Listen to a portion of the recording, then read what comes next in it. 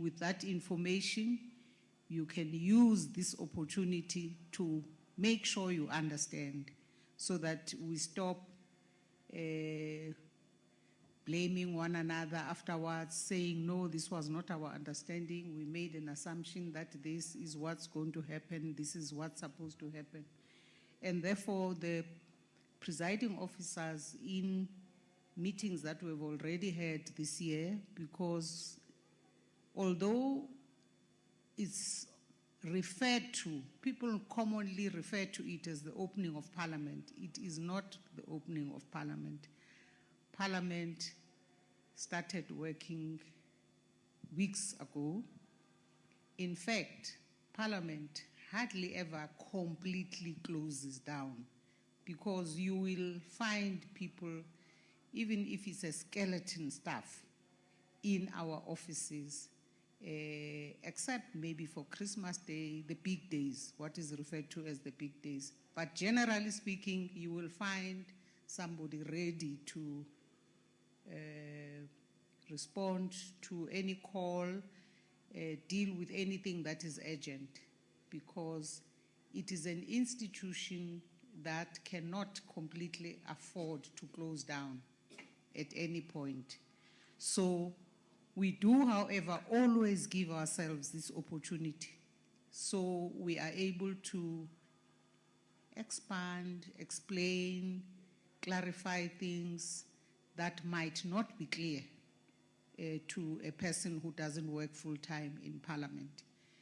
So the people who are really going to talk to you are those two gentlemen sitting next to us. As you will know, Parliament is as a consequence of the people of South Africa going to elections, electing representatives coming from political parties that put themselves forward through manifestos ahead of elections, and therefore the people having interacted, delved into those manifestos, decide to whom they want to give support, and in those varying percentages of support, representatives will come to occupy the seats in the two houses, in the National Assembly and in the National Council of Provinces. Of course, there are differences between the two houses. But this occasion that has, necessitated our coming together here is, in fact, not an everyday kind of sitting. It is a joint sitting. It's a sitting of members of both houses.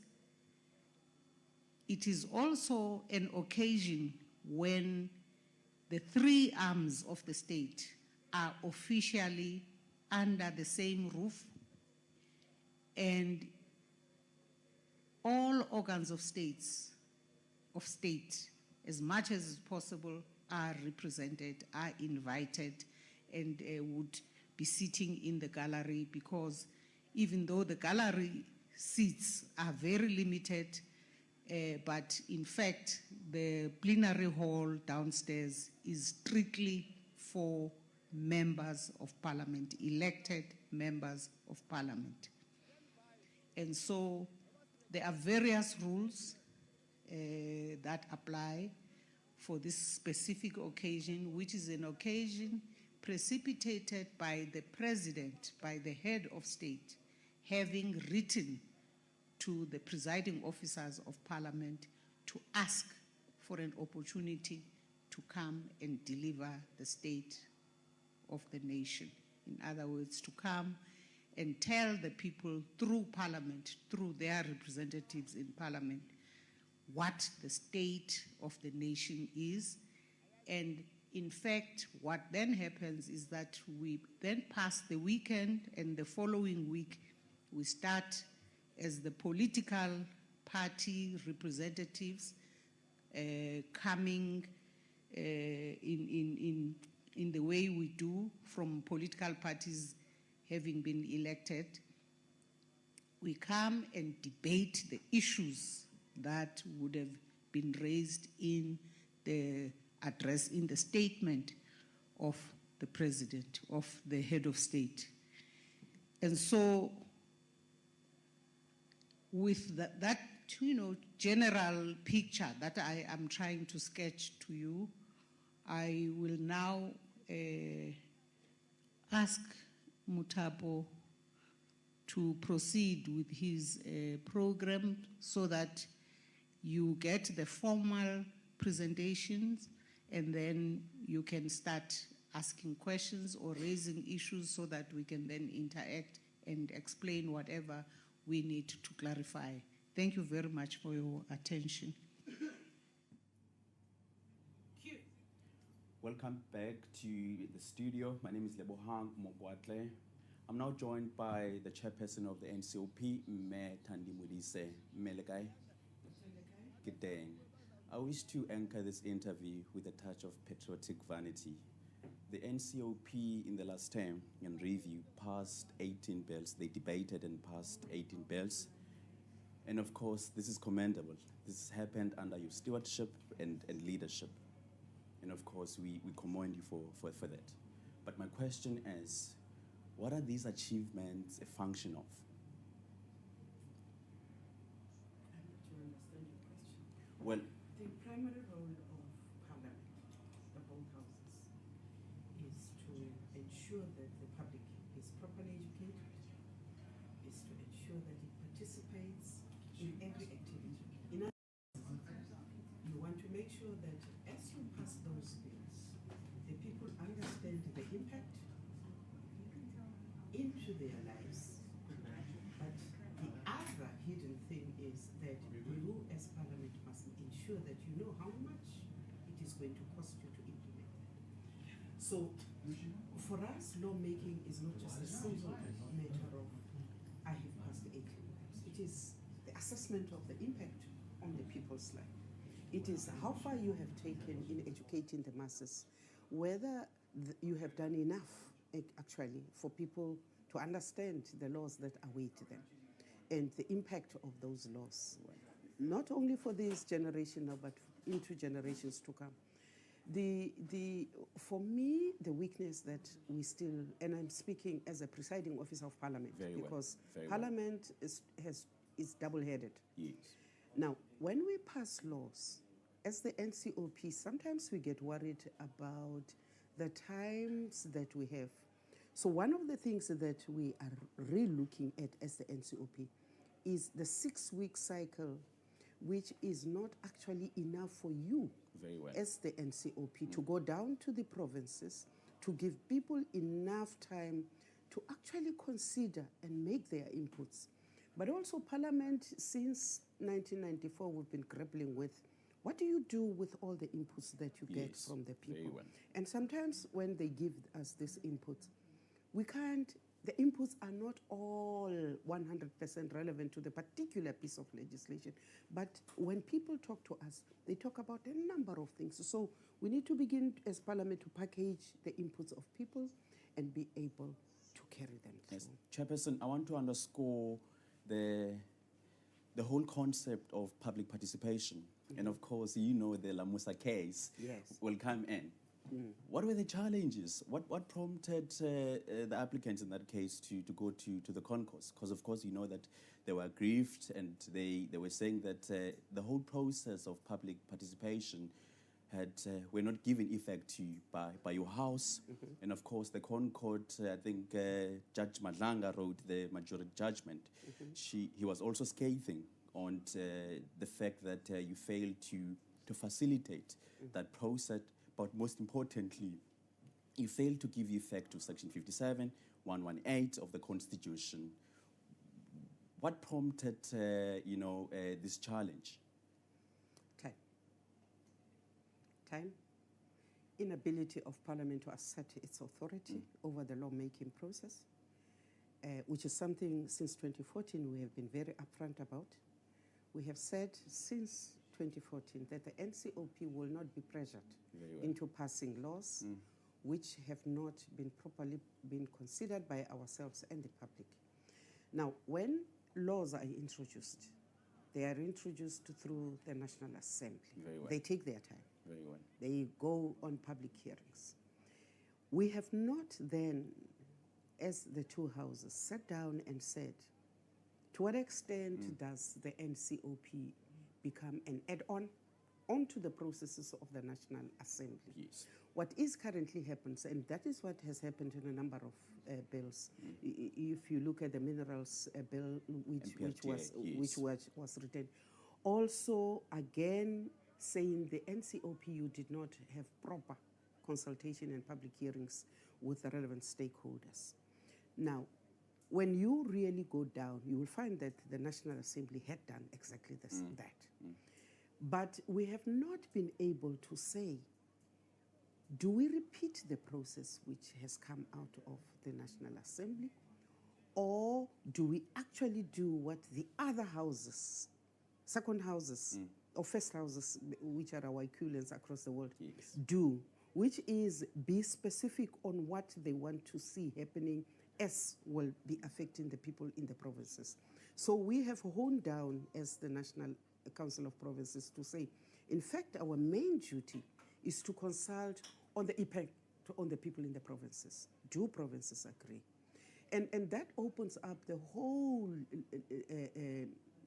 lawmaking process of Parliament, because we are beginning to say, how do you say that we can make amendments as the NCOP on certain section and not on certain sections? Yes.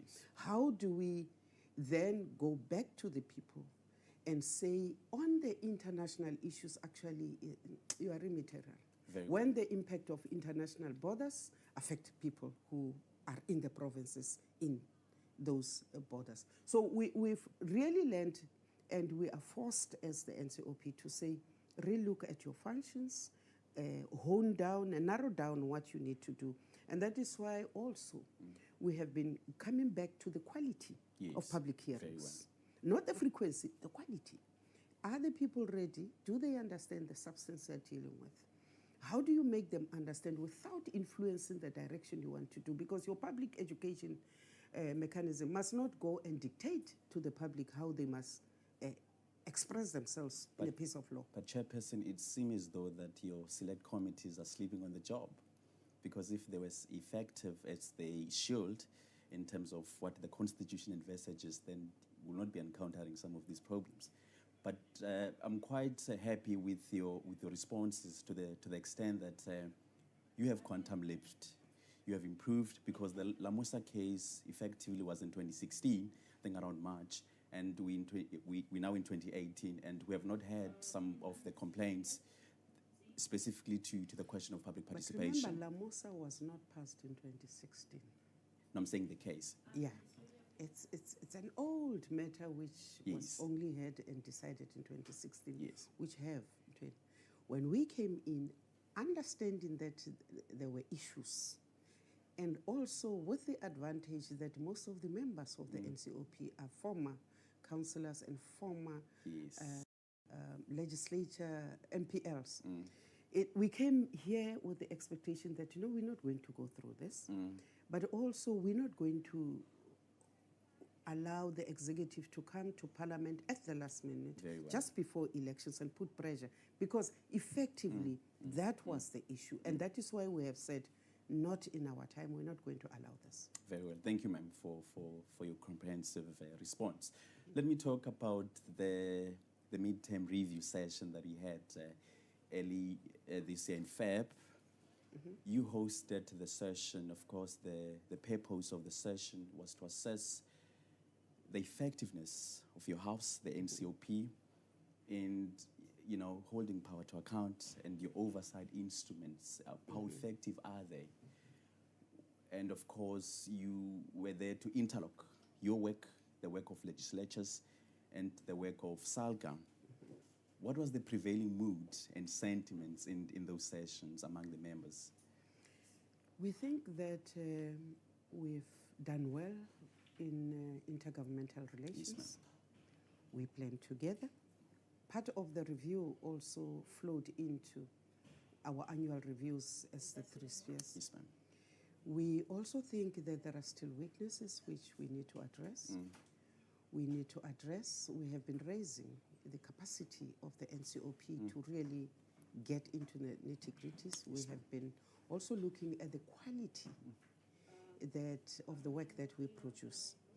And one of the recommendations we had started making to the majority party last year was review the warm bodies in the NCOP, not just their personalities, but review the numbers, because unlike the other house, you have fewer people, smaller committees, integrated committees, which must do that. So if you want to create expertise, you find it very difficult because we are exhausted at the end of the day. So we have made a recommendation, review the structure of the NCOP. Correct. We also came to the conclusion that we need to step up. Fortunately, we no longer have clashes with provincial legislatures because, as I say, they're part of the planning. We no longer have this thing of arriving in a metro or in a municipality without the municipality and messing up. Very well. We also have looked at budgets, and we have decided that it would be very wrong for us to impose our programs on municipalities, because then we add on to bad audits. So we are looking at all things. We also spend a lot of time during the review looking at how we deal with interventions on local government and the power of the NCOP to actually be a mediator rather than just an agreeer. Very well. So we looked at, we've been badgering the ministry, but we actually challenged ourselves as the NCOP to come up with a piece of legislation which will then make the mediation role of the NCOP as regards to Section 100 and Section 139 Very well. a bit workable. Very well. Well, Chairperson, I wanted to speak about 139 and 100 of the Constitution. You know that we have the precept of cooperative government that is, enshrined in the Constitution. It also talks about intergovernmental relations. How do you reconcile these inconsistencies? Because at one point, you have provincial executives or even national government saying that in fact the Constitution says that they can intervene in councils in provinces to the extent that these provinces are not performing. So how do you reconcile these inconsistencies? Because at one point the Constitution says these spheres of government should work with each other, promote peace, stability, and so on. But at the same time, the Constitution says they can, these structures can intervene in their work. It's simple. When we set off with the negotiations, in fact, when we started struggling, we're struggling for one united country. Very well. Which did not know Mvenda, Msuthu, Xhosa. Yes. And when we went from the talks about talks and to the negotiations, we ended up with this motley structure that we call government, Very well. which is unitary and has strong federal features. Yes. And that is where your sometimes dilemma comes in, because you need to, as national government, you need to ensure that every citizen, every resident of South Africa is treated equally. And therefore you need to look at the qualities and dispensation of those services to this person being equal. Yes. And therefore you cannot leave that to a municipality alone or to a province alone. And that is why we shall be interdependent, we shall not interfere, but when the need arises to protect the citizen, the upper level must be able to say we are moving. Thank you, Chairperson. It's a balancing act, South Africans. Of course, we're not alone. We are joined by our, colleagues on various points. And of course, we would like to link you to Ayanda. Ayanda, what is the mood on the ground? Enkosi kakhulu Lebohang. Igama lami ngu-Ayanda Khonzi, umkabalo Majeke umthwembotyi, molweni emakhaya. I'll be handling everything from the social media desk here today. So please do feel free to follow Facebook, Twitter, Instagram, and YouTube will be live streaming the entire day's proceedings. We'll also be live tweeting. So do make sure to interact, ask questions, and anything really that you want to say on the online. The hashtag for tonight is hashtag Sona 2018. Not just tonight, for the day and the afternoon. But before I get stuck into it, let's just listen to some knowledge being dropped on what exactly is the State of the Nation address. Yintoni kanye intetho kamongameli wesizwe waseMzantsi Afrika. Much, Madam Speaker. At this point, I'm going to call the House Secretary for the National Council of Provinces, Advocate Pindela, to come and make the first presentation. He will be followed thereafter by the Secretary of the National Assembly, Advocate Pindela.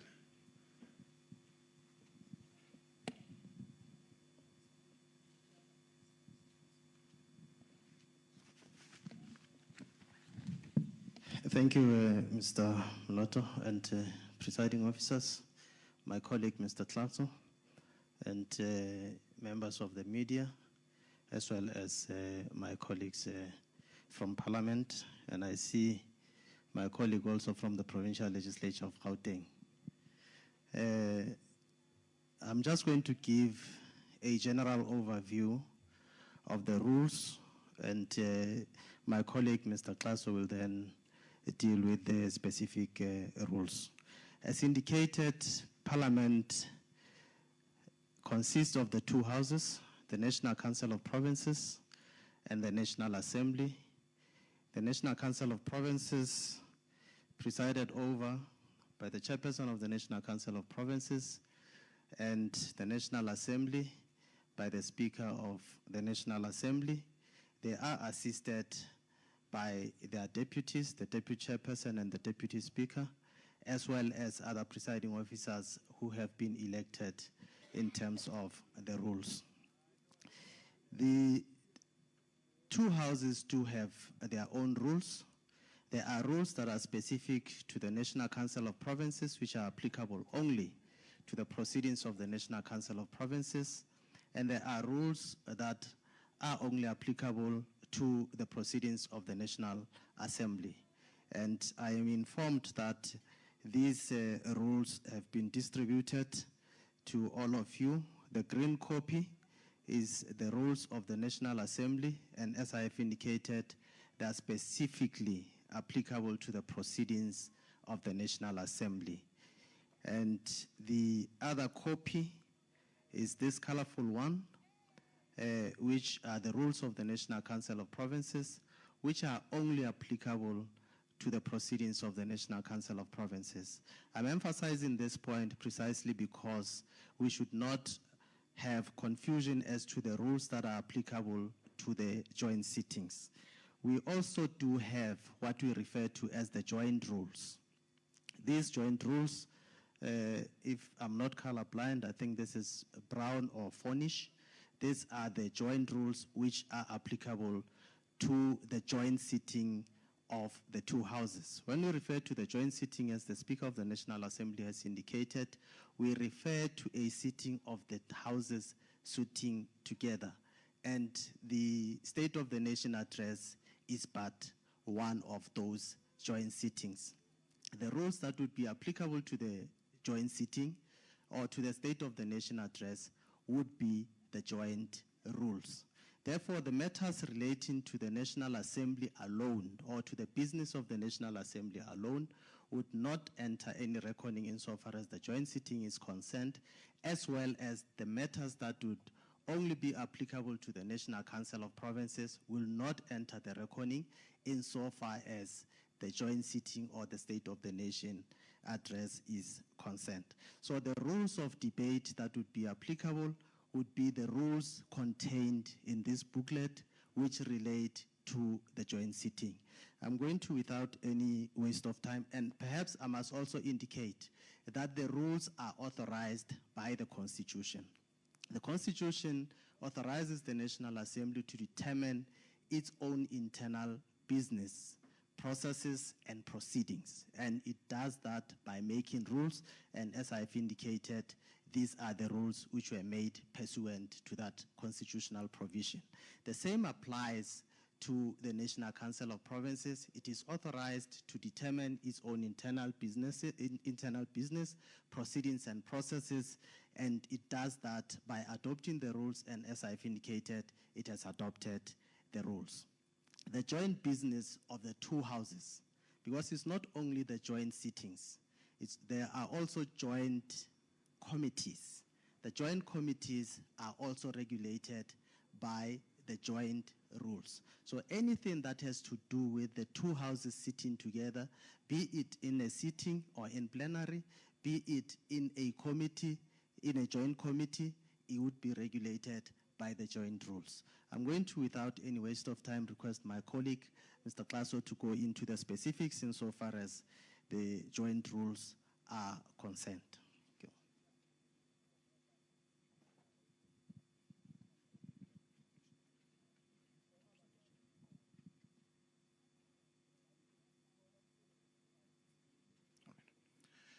Thank you.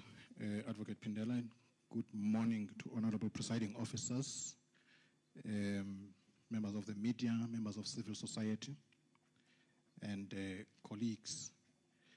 I am going to be dealing with the joint rules specifically, and I will deal with Sona, but also generally the application of the joint rules.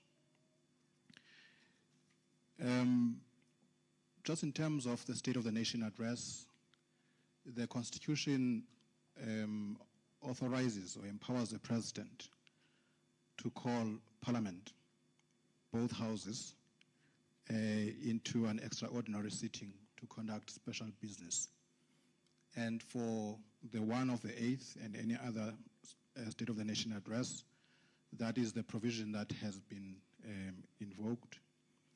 And the joint rules of Parliament, Joint Rule 7, provides that, again, supports that provision for the President to be able to call Parliament into a sitting. And when he or she, President, does that, the presiding officers are then informed, and that notice is published in the parliamentary journals, which in this instance is called the announcement tablings and committee papers reports publication, ATC. And that announcement was done already in November last year. Both the Constitution and the rules guarantee certain privileges and immunities in the NA and in the NCOP, but also in a sitting of the two houses, both to members and also members of the executive are covered in terms of privileges in the Constitution by both the Constitution and the powers, privileges and immunities of Parliament and Provincial Legislatures Act of 2004. It guarantees these privileges and immunities to members. Now, in terms of privileges, especially the issue of, or the privilege of freedom of speech, generally parliamentary privileges may not be limited, except for this one of freedom of speech, which the Constitution says is subject only to the rules, may be limited only in terms of the rules and orders of the respective houses. So in the process of formulating the rules, there are rules that deal specifically with how this privilege of freedom of speech should be exercised. My colleague has already indicated that the Constitution empowers Parliament to do these rules, and indeed these rules have been done. Now, the rules around order in sittings and rules of debate, they deal with a range of of issues. They deal with the conduct of members during joint sittings, rules of debate, and how matters of discipline ought to be dealt with by presiding officers in the maintenance of order and decorum in sittings of the House. It is therefore the duty in terms of the rules of the presiding officers to maintain order, to ensure the decorum during sittings of the House, and also to implement the rules in the spirit of the Constitution. In undertaking this task, important task, the presiding officers always rely on the cooperation of the members of the House or houses. And of course, we know that in terms of the parliamentary system, you have whips and chief whips. So your chief whips will be the ones that play a preeminent role in terms of just leading their members in ensuring that they cooperate with the directives of the presiding officers as empowered by the rules, and also parliamentary conventions and practices. And I think this point is important to make. There are issues that are provided for specifically in the rules, but as we would appreciate, the rules cannot provide for every eventuality. And therefore, there are also practices and conventions that have developed over a period of time. And these are not just applicable to our parliament, but internationally, some of these practices and conventions are observed. And therefore, it is within the authority of the presiding officers to ask and expect of members to observe these practices and conventions that have been adopted, endorsed, and accepted by Parliament. I may have mentioned already that it is required of every member to respect and abide by the rules and to cooperate with the presiding officers. And another point which is important to make is that the rulings of presiding officers, and this is, again, in terms of parliamentary practice, and in other rules it has been specified, the rules of presiding officers are binding and final. There is a procedure for a member to raise a concern with a ruling, and that procedure dictates that a member would approach the Rules Committee, and if it's a matter that concerns a specific house, it will be a Rules Committee of that house. But if it is a matter that relates to a joint sitting, it will be the joint rules of Parliament. And that route has been utilized by members, certainly in the fifth Parliament, and also previously, where members have raised and brought specific issues to the Rules Committee for clarification. But what you bring before the Rules Committee would be the principle of a ruling. For instance, if I may give one example, there was an issue about court judgments, whether members can quote court judgments and not be held to be unparliamentary in their conduct. And the Rules Committee grappled with that issue and reached a particular position that says it should be within members to quote those things, but they must do it accurately. And the issue that was being dealt with there was whether a member, in the course of citing a judgment, could get into the space on parliamentary conduct. And the Rules Committee had to clarify that issue.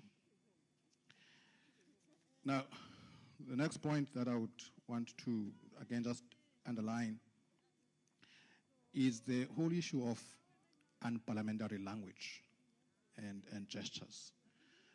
If you go through the joint rules specifically, you will just find 2 sentences dealing with that.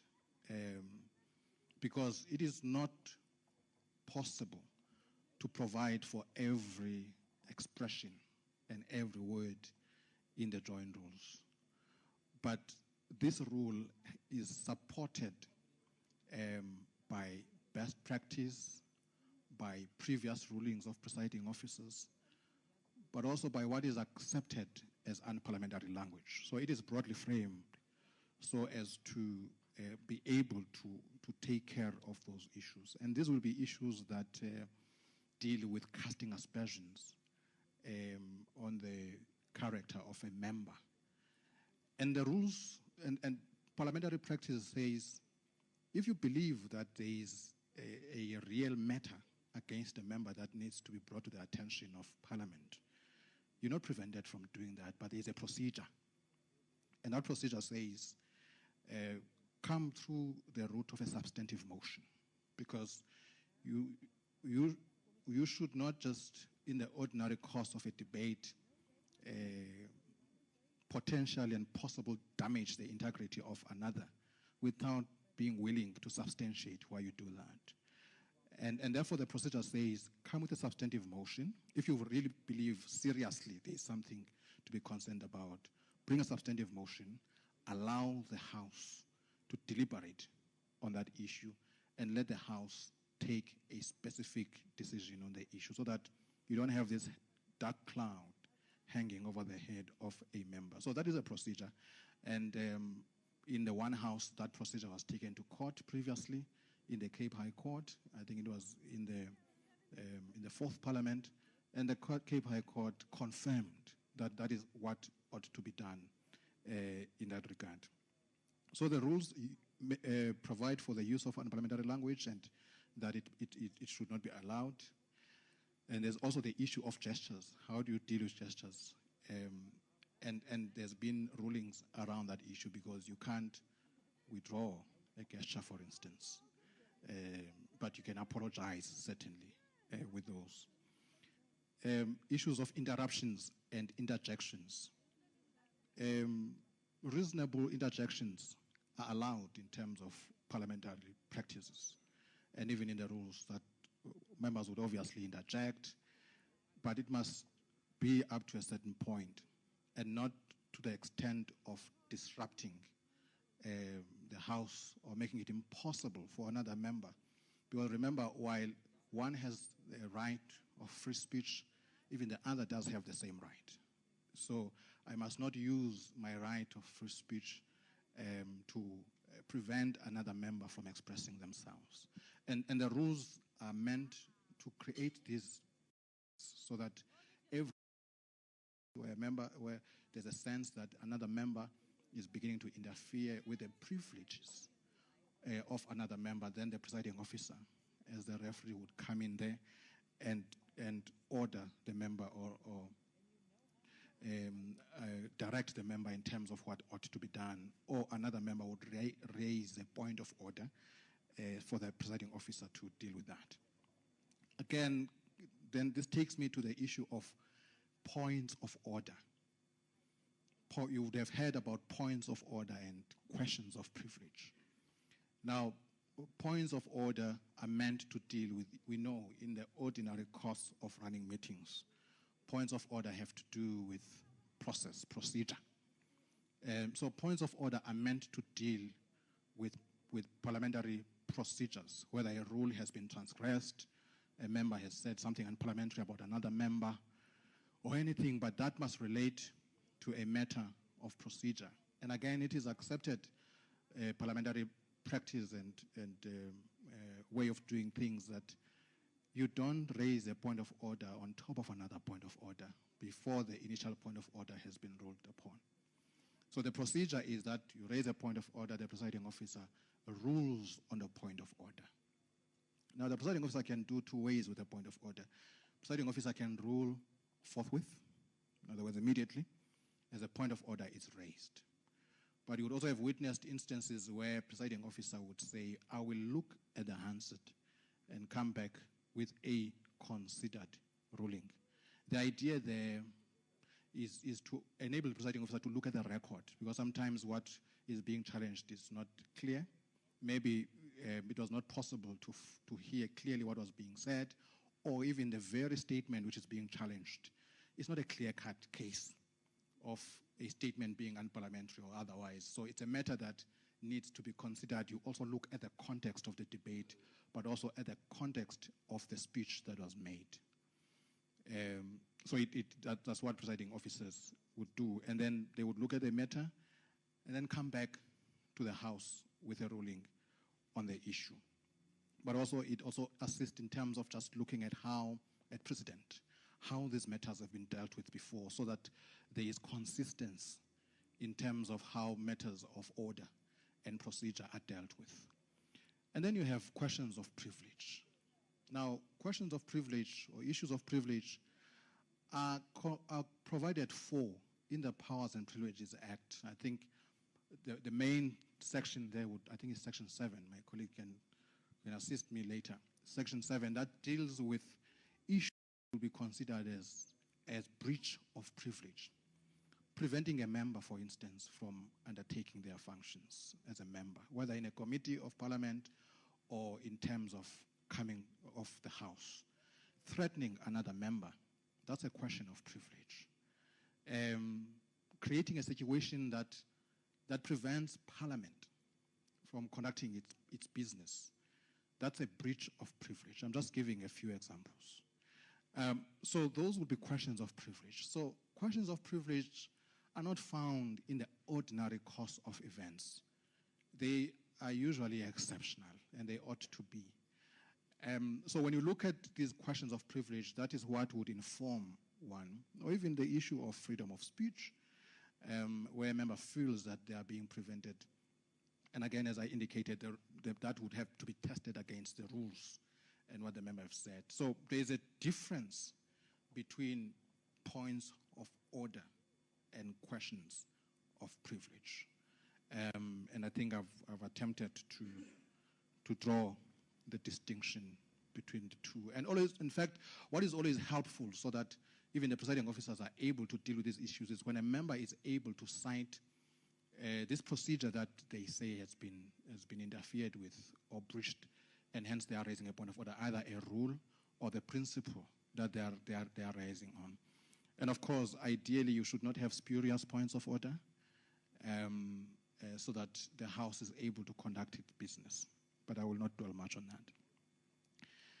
And of course, the conduct of members, that members should interact with each other through the chair, and the issue of members bowing before they leave, just as a demonstration of respect to this forum, which is the House, and issues of members being relevant to the debate when they speak. So those are issues that are provided for in around issues of debate and maintenance of order. It also provides for issues of grave disorder, what should happen in the event of grave disorder. And then you also have a rule which was adopted in 2015 in November, 26th of November 2015. I think it was 2015, a joint rule that deals with the removal of members. Now, this joint rule came after a lot of considerations that were taken into account by the collective of the Houses of Parliament, this joint rule. And basically it deals with, because the issue, and this is important to make, the issue is not whether a member is being allowed to speak or not, but the issue is whether a member adheres to the directives of the presiding officer, and whether a member is not acting in contempt or in complete disregard of the presiding officer. So in a case where a member would have been asked to leave the House, you would have noticed that there would have been other interventions that the presiding officer would have taken or made, to start with a matter being ruled on. Honorable member, this is unparliamentary, stop what you are doing, and therefore going through other stages of the process. And you might find that the presiding officer would have tried to appeal to the member 3 times or 4 times that this must not happen. As the last resort when it is not proving possible to enable the House to continue with business, then a presiding officer would implement the rule, because I think it's important to indicate that it's a rule adopted by the Houses, would then implement the rule. And even that rule creates an incremental approach to the issue, where the rule says you first ask a member to leave, and then if the member refuses, the presiding officer then asks the sergeant at arms and the usher of the Black Rod to assist the member to leave. And in the majority of cases, you would have seen that issues are concluded at that point, where the usher or the sergeant at arms is asked to appeal to the member, and the usher goes to the member, leave the house. Or a member says, okay, no, I withdraw the issue. And business continues. But then if the usher or the sergeant at arms do not succeed in convincing the member to leave, then the rules say the presiding officer may call upon the Parliamentary Protection Services to assist in the removal of a member. I'm trying to highlight that there are steps that are followed, and those have always been followed with the removal of members. And when that removal has happened, the rules say this was what members agreed on, then that is reported to the Joint Rules Committee, the circumstances that led to the removal of members. And the Joint Rules Committee is a multi-party body. So what would go before the Joint Rules Committee would be the ruling of the presiding officer and whatever else would have obtained in the course of the removal of a member, so that the committee would then look at whether the procedure was adhered to in the course of the removal of the member. So you could, in a sense, say that's a checks and balance approach that is taken, so that to ensure that this rule is implemented as intended. I've spoken about the Ash of the Black Rod, and then the rule goes on to say that in the event of that there is violence or there's reasonable prospect of violence occurring in the house, and when things get out of hand, and we always believe that they ought not to, if they were to get out of hand in the house and there's violence, and this is what the Act says, there is threat to life and damage to property in the chamber, then the rule says the presiding officer may call upon the police, because internal staff may not be able to contain that and all of that. And of course, since these rules were in place, that has never occurred. And we indeed hope it never does, because Parliament is a forum for debate, public consideration of issues. And of course, the Act, Section 4.2 of the Powers and Privileges Act, also says that when there is immediate danger to the life or safety of any person or damage to any property, members of the security services may, without obtaining such permission, enter upon and take action in the precincts insofar as it is necessary to avert that danger. And then the Act says, as soon as that has happened, that must be reported to the presiding officers. Now, this point that I've just mentioned is important, because the authority in terms of the management of the precincts of Parliament and the chambers of Parliament rests with the presiding officers. And therefore, that's why even the Act itself says if there were to be such intervention, then that action has to be reported to the presiding officers immediately. So that really marks the end of this initial part of my presentation, and I hope that I've been able to touch on the key aspects. You will have noticed that this presentation does not deal with issues of questions to the executive and all of that, because those are functions that rest with the individual houses. They are not dealt with in a joint sitting of the House. But should there be any questions along those lines, we are available to interact with those issues. From who? Welcome back, fellow South Africans. I'm still Ayanda, your social media analyst for today. Well, let me tell you what, day 0 is approaching in Cape Town, but our social media feed is flooded. We did ask you to interact and tell us what are some of your expectations for today and what are your thoughts after the postponement. And we've been having some very interesting social media interaction.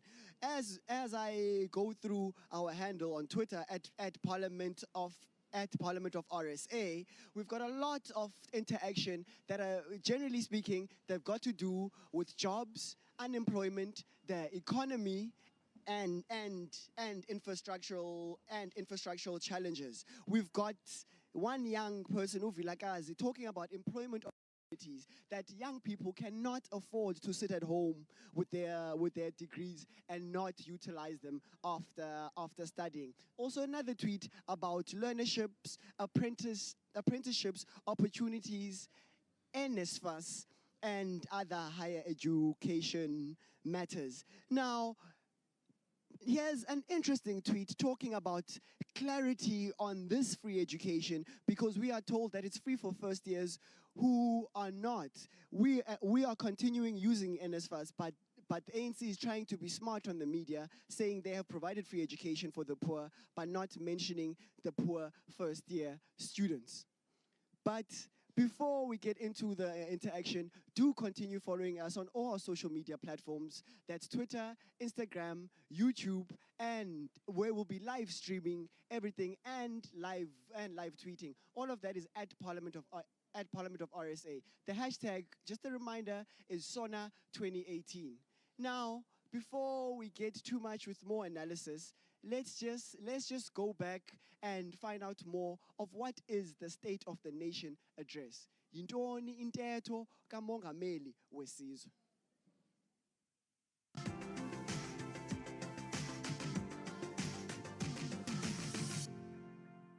The President has called this joint sitting of the National Assembly and the National Council of Provinces in terms of Section 84(2)(d) of the Constitution of the Republic of South Africa, read with Joint Rule 7(1)(a), in order to deliver his State of the Nation address to Parliament. I now call on the Honorable the President to address the joint sitting. The State of the Nation address is an address to the nation by the President of the Republic of South Africa as the head of state.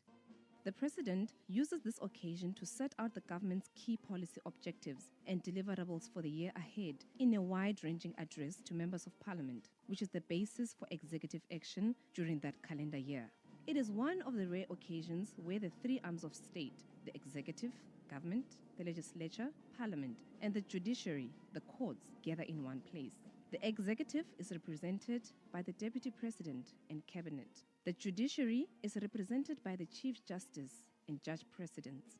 The legislature is represented by the presiding officers and members of Parliament. Since 1994, the tone of the State of the Nation address has been inclusive, joyful, and informal.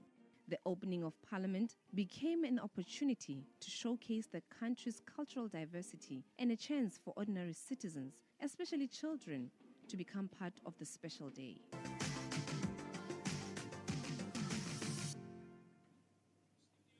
You're still watching Parliament TV, the State of the Nation Address 2018, being broadcast live from Parliament. You know, Lebogang, it's also interesting to observe that the public participation element of the State of the Nation Address was only introduced in 1994 by the former President, Mr. Nelson Mandela. Very well, and many South Africans will appreciate the fact that the dawn of South Africa's post-apartheid constitutional order and jurisprudence was announced in 1994. It's a radical and tremendous break from the past. What is important about this history, Masego, it's that for the very first time in our constitutional order, our democracy was inclusive, it was premised on the will of the people. Quite fascinating. Yeah, it is also to show that this event of State of the Nation Address stopped being a formal and a rigid event and more about the people and to show that this is a parliament for the people and by the people, where we get the parliament guests are invited to come and observe the proceedings, and also that we'll be having proceedings of the judiciary. Very well. And the speakers of the provincial legislatures and the premiers of the 9 provinces, as well as they'll be walking up the red carpet. Very well, and they will of course be accompanied by the guards of honor. Yes. Both junior and civil. They will be here, which is quite exciting. And which we know that also the eminent persons from the 9 provinces, where it's people who have achieved great things in their own provinces, and they get invited to come and observe as VIPs for the State of the Nation address as well. Indeed, and many South Africans, of course, will appreciate the fact that we are expecting 1,120 guests that are expected to come here. We are expecting, of course, heads of Chapter 9 institutions. They will be here. Civil movements will be here, labor, business, constellation of many of our guests. They will assemble on our shows. Quite fascinating. Now you also look like you're dressed for the red carpet. That is also one of the things that we're very much looking forward to, where we'll see, all the fashion, the bright colors, to show that this is not just about the speech. It's the one of the biggest events on the political calendar of South Africa. Very well, and many South Africans will know that our guests are here to really rewrite the script on the course of human history. And of course, some are here to display their talent, their outfits, which is quite, encompassing, if you like. That's true. Deputy Speaker, Mr. Lechisa Zenodi, will be talking to one of our colleagues outside, Valerie, and to tell us as well what to expect for the State of the Nation address. Valerie.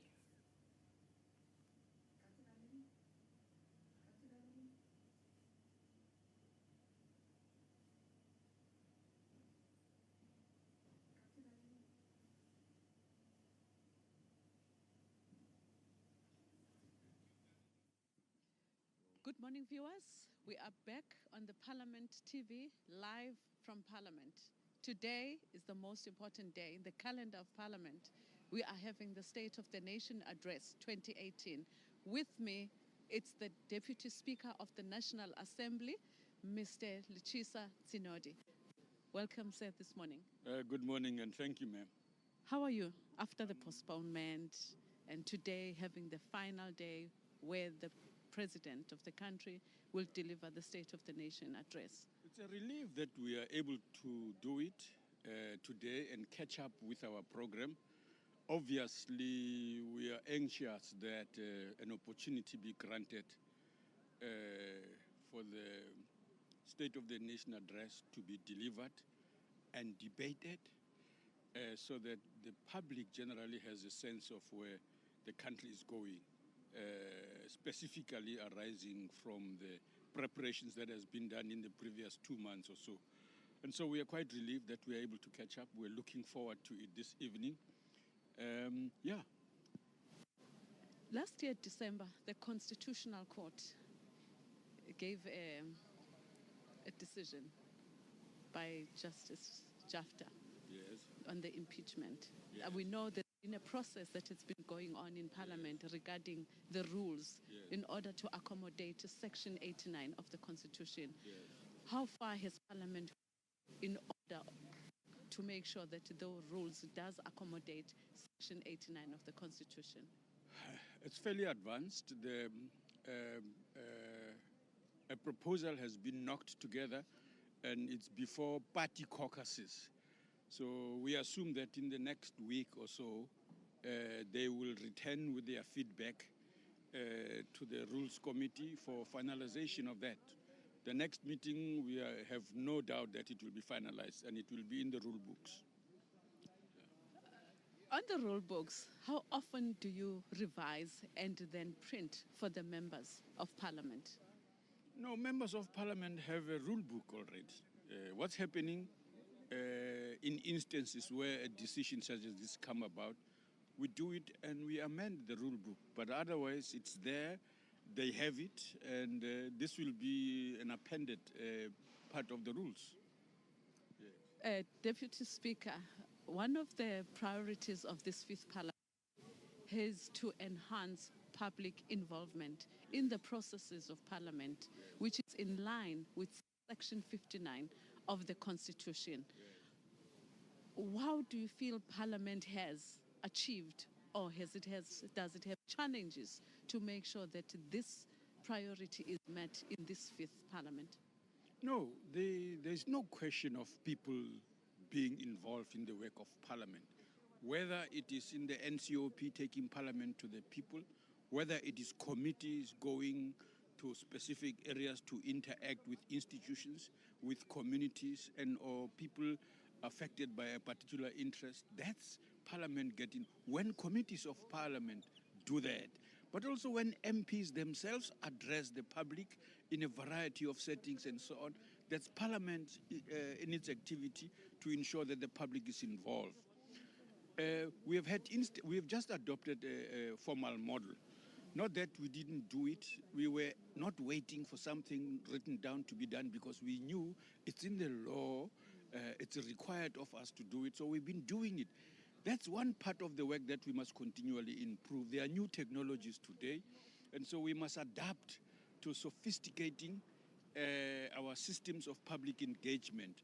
There is a huge constituency that now operates in cyberspace, so we must be sophisticating that to ensure that there is interactive engagement with people around their involvement on matters significant to the work of Parliament.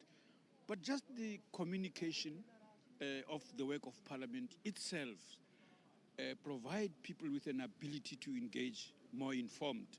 So we are also working on improving the quality of information people must receive to be able to make informed decisions, because often also the elite are involved in this decision making because they have information,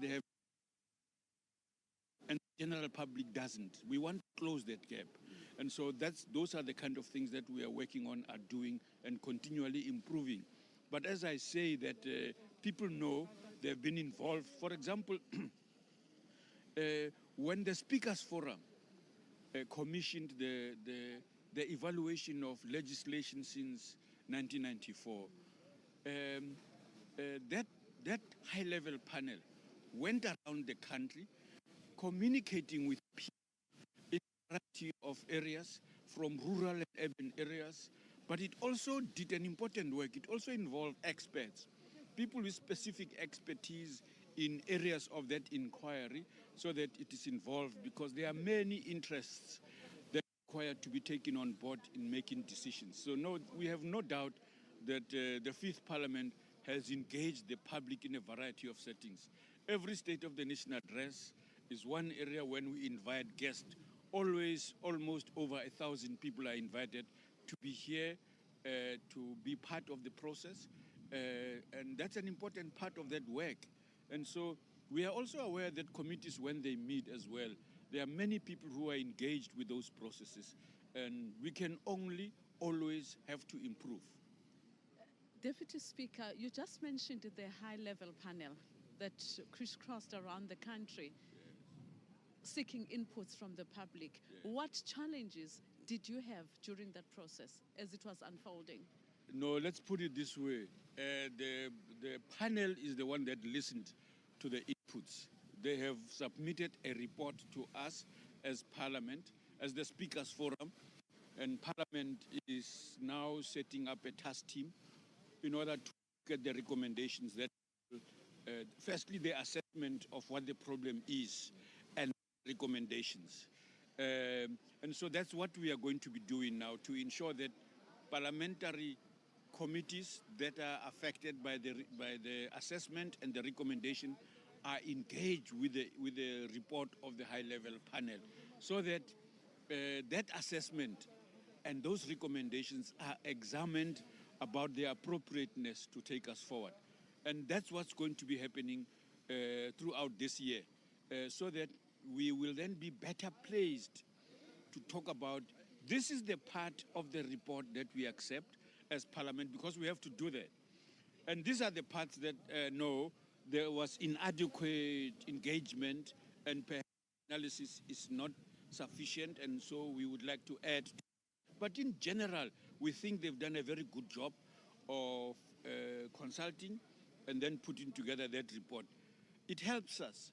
There are a few committees, from what I understand, that have themselves done an assessment not as a committee per se, but researchers in those committees, looking at the effectiveness of committees, because essentially this problem of evaluating the law, whether it is achieving what it was meant to do, is an important part of the work of committees.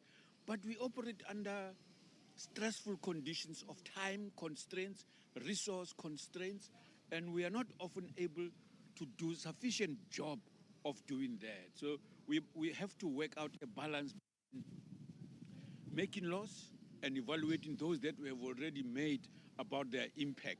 So it's going to be one of the things that arises from this report that is going to enable committees of parliament to evaluate their own workings to determine their effectiveness, given the recommendation that comes from the high-level panel. When we adopted the public participation model last year, formally, not that it didn't exist, but formally, we also said that we must, as soon as the report is out, look at the report to see what it says about in our own model. We should take on board and include in the public participation model so that we are effective in engaging the public. Thank you. Mr. Tsinodi, back on the State of the Nation address, 2018. Yeah. Are there rules, joint rules, and the Constitution make provision for this joint sitting for the Always. State of the Nation address? Yes, ma'am. They are joint rules. In other words, because each of the houses operate under separate rules, but there are those that cut place. Yes, they are. Mr. Tsinodi, thank you so much for your time. Thank you. We hope you have a beautiful evening tonight. I hope you are looking forward to that after all what has been happening. And finally, the State of the Nation's address is here today. Thank you so much, we have sir. to say that the president has no chance but to hit the road running because the amount of work before all of us is important, and he plays an important role in that work. And because he's been leader of government business, he knows some of our own frustrations in the management of relations between the executive and parliament. So we hope he will be able to address that. That's one of our hopes for the kind of regime that he will bring into operation. Thank you, Deputy Speaker. Have a lovely day. Thank you very much. Thanks, man. Viewers at home, thank you so much for watching. That was Deputy Speaker, Mr. Tsinodi Lichisa. Thank you so much, viewers. Over to the studio.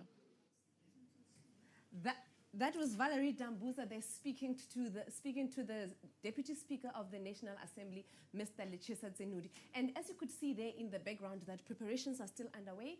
The red carpet is still being rolled out. And as you know, that this State of the Nation was supposed to be held on the 8th of February and was postponed to today. And it will be the first State of the Nation address by President Matamela Cyril Ramaphosa. Indeed, Masego, this is of course demonstrative of our pulse of creative spirit, sheer talent, you know. As you can see there, a guy there on a ladder fixing some lamps there as we're still getting ready, and the mood as well outside, the red carpet, that is where all the highlights will be happening in the processions, and all the fashion that you'll get to see later on during the day as members of parliament and guests are making their way to the National Assembly for the State of the Nation address. Indeed, we're showing you the visuals where the processions will be taking place. Of course, we have our guards of honor here. They will be really presiding over the pomp and ceremony aspect of the event. Quite exciting. Yes, now we'll be crossing over to a short video which will explain to you what, as you know that the State of the Nation address is a joint sitting of Parliament. So it will break it down to you what a joint sitting is.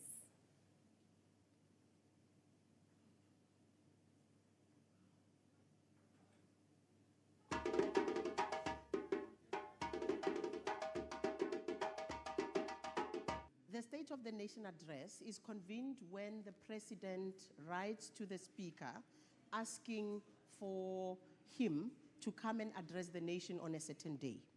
This letter will obviously, for administration purposes, be sent to the Secretary to the National Assembly to start with the preparations. The call is for a joint sitting of the National Assembly and the National Council of Provinces. Members of both houses get together for their address by the President. The responsibility of both tables is shared on the day.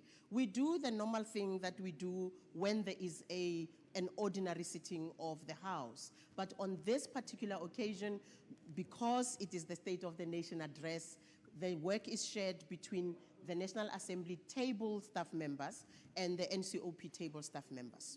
There will be a procedural guide that is prepared by either the NCOP or the NA table staff. We prepare a skeleton of the minutes. What we also do is we check that the order of proceedings is correct, the order of proceedings that is prepared by our protocol office. We check that the times and the words that are used in this document really are saying the kinds of things that will happen on the day. The most important document of the day is actually the order paper. In ordinary parlance, it can be called the agenda of the day. We make sure that, first of all, there is an order paper and that the order paper is loaded on the system that we have in the chamber, so that when members of parliament come, they will see that, in fact, what we have loaded and what appears on the order paper is the address by the President of the Nation. Once the President has given the State of the Nation address, members of the National Assembly are given a chance to respond to that State of the Nation address, and thereafter, the President comes back to reply to what the issues members have brought up. Welcome back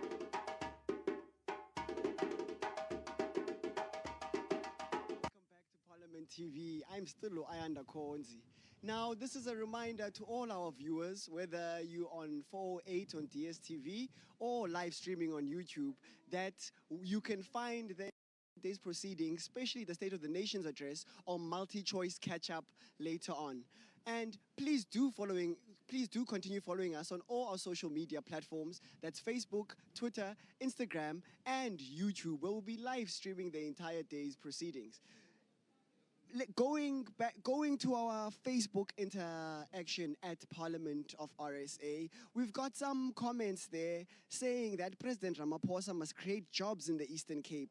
Lots of graduates are unemployed.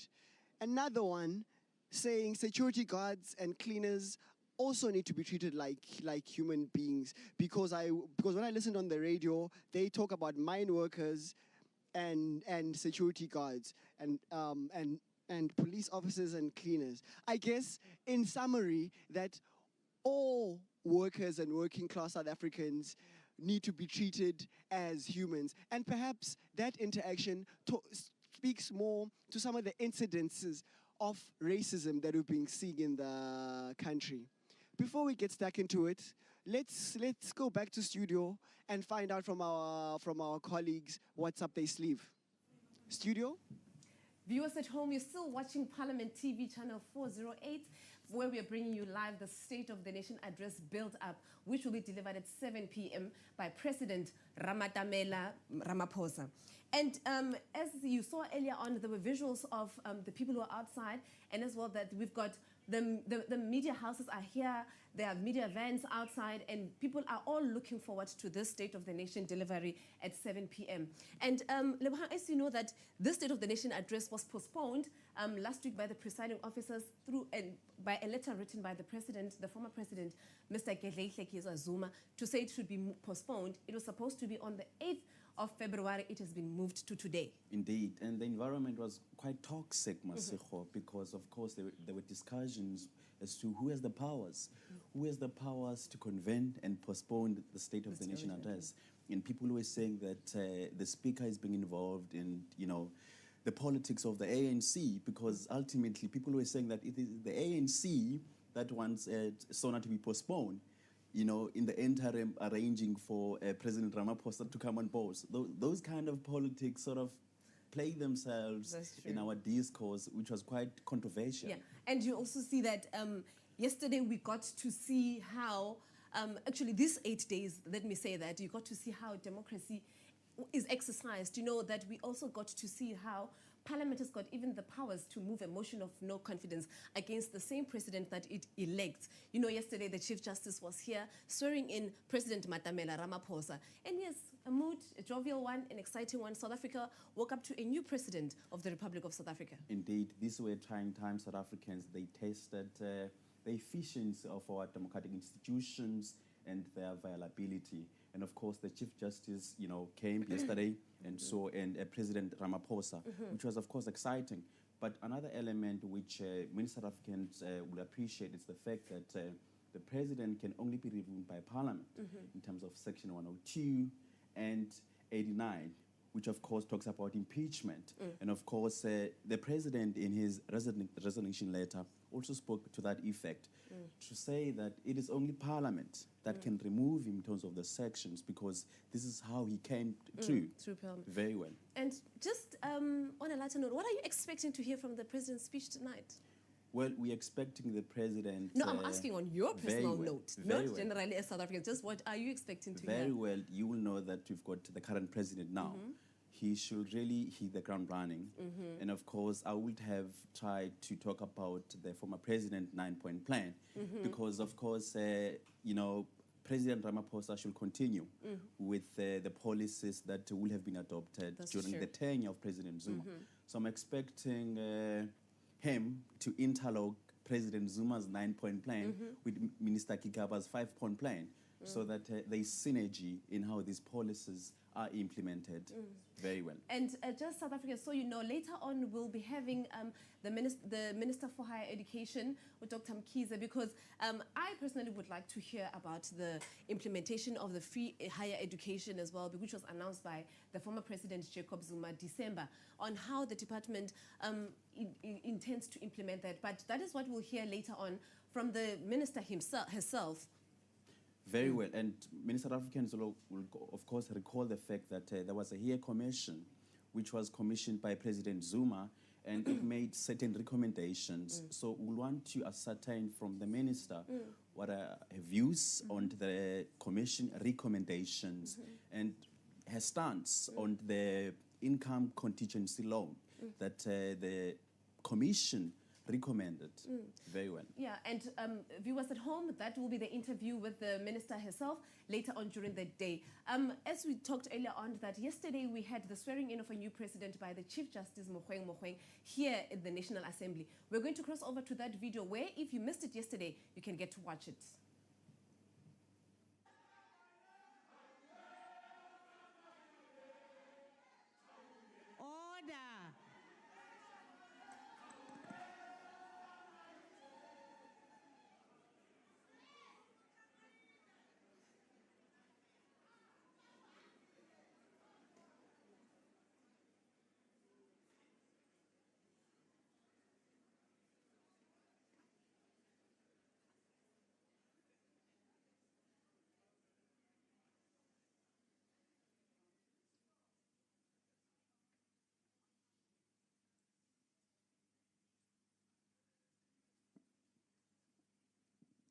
There will now be an opportunity for silent prayer or meditation.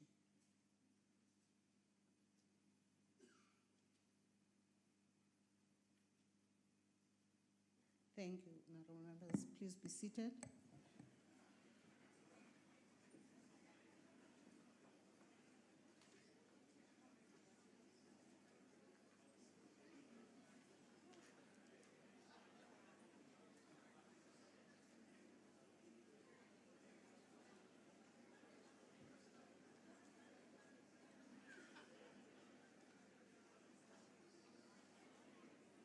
Honorable members, I wish to announce that the vacancies which occurred in the National Assembly owing to the resignation of Ms.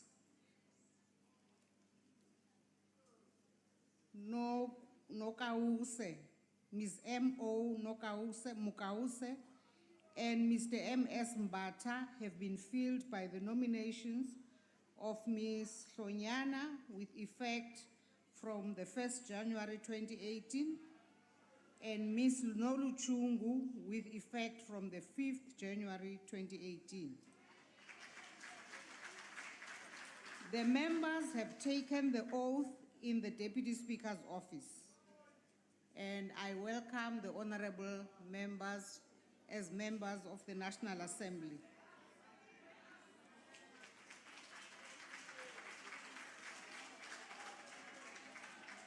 Order.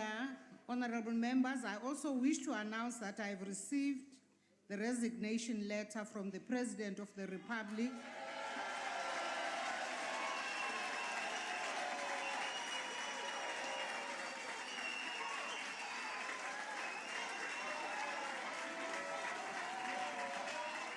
Honorable members, the letter will be published in the ATC. The House will now proceed to the election of the new President of the Republic of South Africa. The Constitution Honorable requires the Chief Justice to preside over the election. Honorable Speaker. I now invite Honorable the Chief Speaker. Justice to... No, you're out of order, Speaker. You're out of order. No. You are starting on a wrong footing, Speaker. On a point of order, Speaker. You can't call Chief Justice when there is a person on the floor. You are setting up Chief Justice for failure. Please. Order, honorable members. When the Speaker was on the floor, no one else could be on the floor. But to raise to... Honorable members. To call for your attention. Section 50 of the Constitution. We're calling for your attention, Speaker. Honorable member, I'm talking. But we're calling for your attention. Can you allow me to finish talking? And please note Section 50 of the Constitution permits any member to propose that the National Assembly be dissolved, but such a proposal must take the form of a draft resolution, a motion of which prior notice must be given and which must be duly programmed in accordance with the rules of the House. I am aware that such a motion has been submitted, but it is not on the order paper for discussion today. Members will be aware that these matters are discussed in the program committee, which met today and yesterday. Rather, the Chief Justice has convened the sitting today for the purposes of electing the President. In the light of this, I must accordingly order that we proceed with the business of the day as it appears on the order paper. Speaker, Honorable Speaker.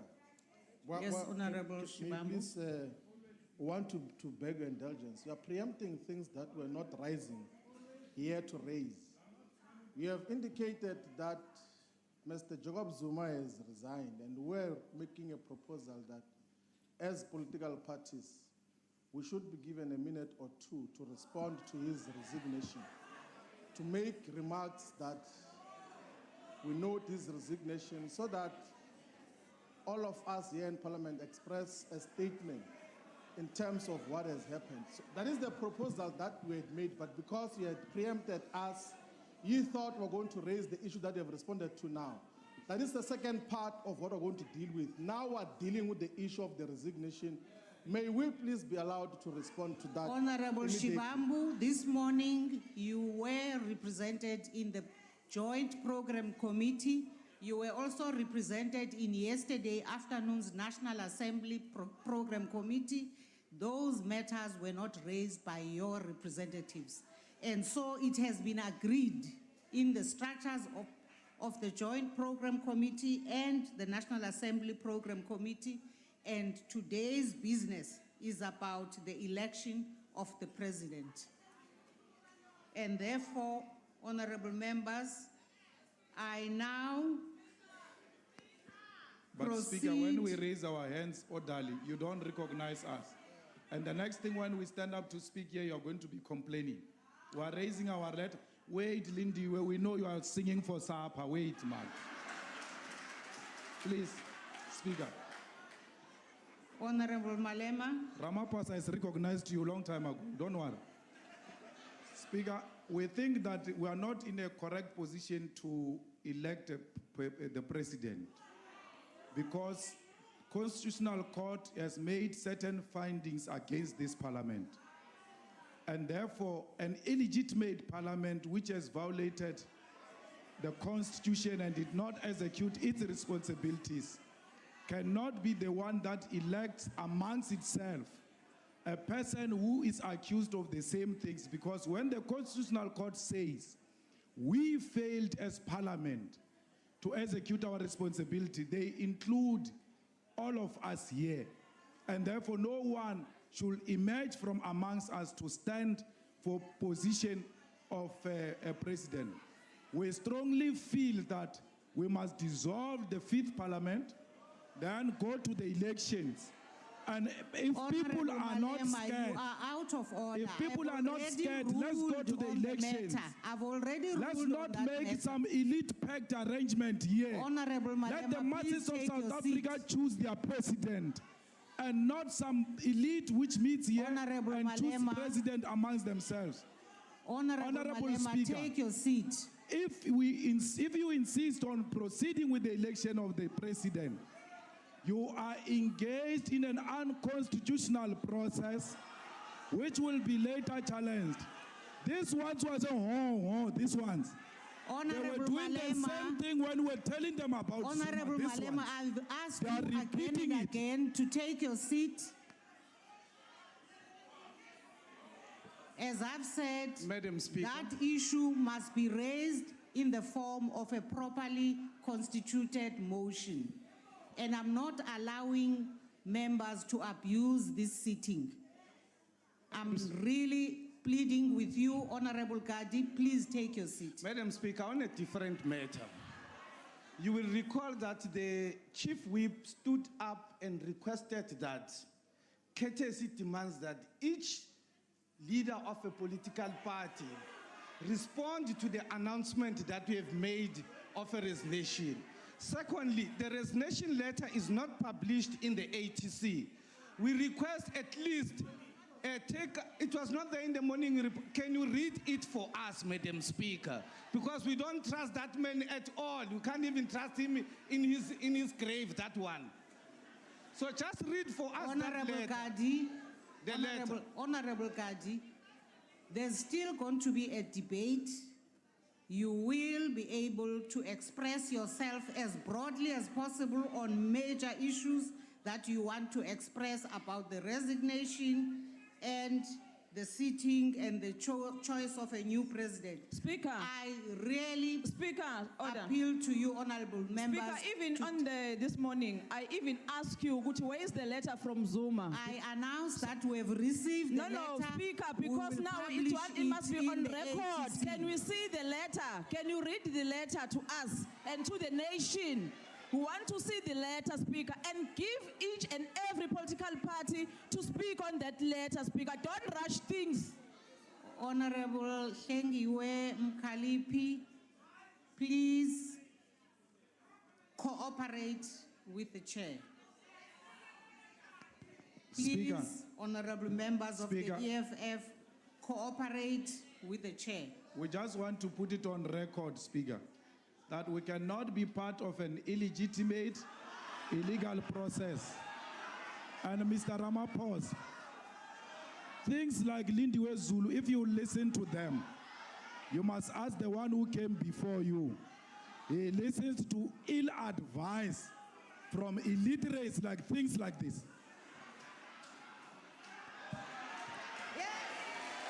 Hambani, you may call us illiterate. Pumani. Hambani. Yes. Mabahambe vele. And they call me illiterate when they are the ones who are illiterate. Never when we're Honorable member.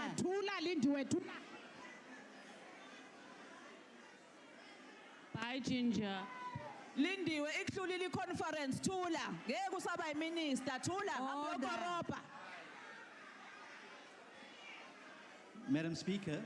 Yes, Honorable Steenhuisen. Madam Speaker, thank you very much, and I appreciate the undertaking you've given regard to the Section 50 notice. You'll be aware that that motion is before your office in the name of a member of my party, and we trust that the undertakings that you've given here today to raise that matter above the line by the programming committee next Thursday will be heeded. It is a constitutional motion and it must be afforded due preference. Thank you. Thank you, Honorable Steenhuisen. I note what you have said. Now, honorable members, the House will now proceed to the election of the new President of the Republic of South Africa. The Constitution requires the Chief Justice to preside over the election. I now invite the Chief Justice to take the chair.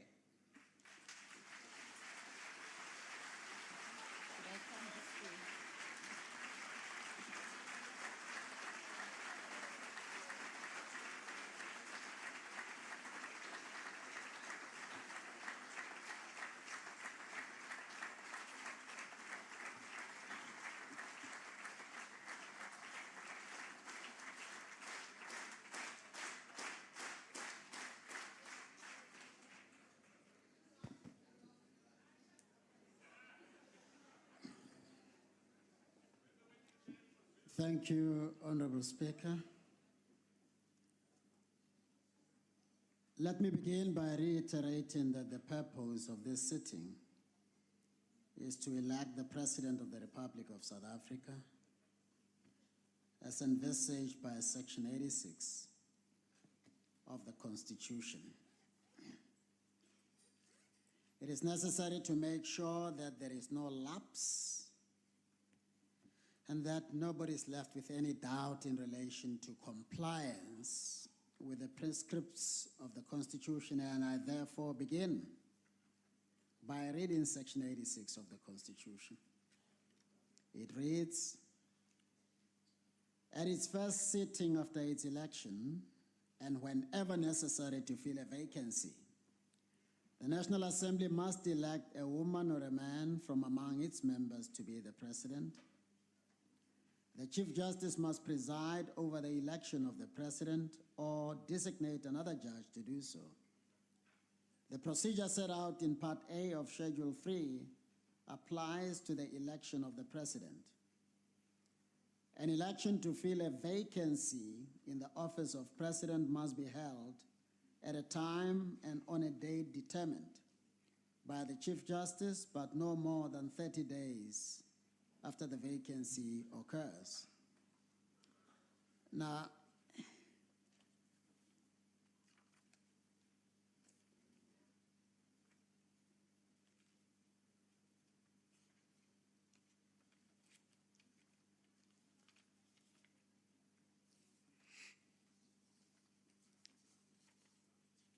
I suppose it's enough for me to give an assurance that I have seen the letter written by the President, duly signed, to the effect that he's resigning with immediate effect. But maybe let me read it out. "Dear Madam Speaker," it's dated the 14th of February 2018, resigning the office of President of the Republic of South Africa. This serves to inform you that I have tendered my resignation as the President of the Republic of South Africa as per the attached Presidential Act. I would like to take this opportunity to thank you, all members of Parliament and the public at large, for giving me an opportunity to lead this country from 2009. Yours sincerely, Mr. Jacob Gedleyihlekisa Zuma, President of the Republic of South Africa, and it is signed. And as for the Presidential Act, it's entitled Presidential Act number 24. I, Jacob Gedleyihlekisa Zuma, hereby resign as President of the Republic of South Africa with immediate effect. This decision will be communicated to the Speaker of the National Assembly. This decision is recorded in terms of Section 101, subsection 1 of the Constitution of the Republic of South Africa, 1996. Given under my hand at Pretoria on this, the 14th day of February, 2018, President, and then it is signed. I also confirm that I received notification to this effect duly signed by the Speaker, and in response, I send a letter to her, a communication titled Election of the President of the Republic, and it reads, in order to fill a vacancy created by the resignation of President J.G. Zuma and acting in terms of Section 86(3) of the Constitution, I have determined that Thursday, 15 February 2018, and 1400 hours will be the date and time on which a new President of the Republic of South Africa will be elected. With kind regards, I've signed, Mogoeng Mogoeng, Chief Justice of the Republic of South Africa. That then confirms that there is indeed a vacancy as envisaged by the Constitution, that the existence of the vacancy was communicated to me, and that in response and in compliance with Section 86, I determined the date and the time at which that is to be done. The election of the president is to be done. I have to announce that I've caused rules that will govern today's proceedings to be distributed to members of this House by placing copies on the seats. And those are the rules contemplated by the Constitution in Schedule 3, Item 9. I also announced that I have appointed the following persons to be returning officers to assist me in these proceedings. Ms. P.N. Chawa as returning officer, and as assistant returning officers, Mr. M. Klaso, Dr. N. Ishmael, Mr. C.V. Matlangu, Ms. R. Mutlomi, Mr. M. Plakis, Ms. T. Lyons, Mr. J. M. Manyange, Mr. V.P. Ngalega, Mr. T. Nache, Mr. Tibello Malieme, Mr. F.J. Basson, Ms. A.A. Kirsten, Mr. P. Handik, Mr. G. Matakani, Mr. M.J. Toti, Ms. R. Tinder, Ms. N. Manjesi, and Ms. N. Mongo. They have taken the oath or affirmation of office before me a little while ago. The meeting will now proceed to the election of the President of the Republic of South Africa. Before I call for nominations, I have to remind members that in terms of the Constitution, each nomination must be submitted on the prescribed form and duly seconded. Furthermore, I have to draw the attention of members, especially to Item 4 of Part A of Schedule 3 to the Constitution, in terms of which there may be no debate. There will now be an opportunity for the nomination of candidates for election as President of the Republic of South Africa. Are there nominations?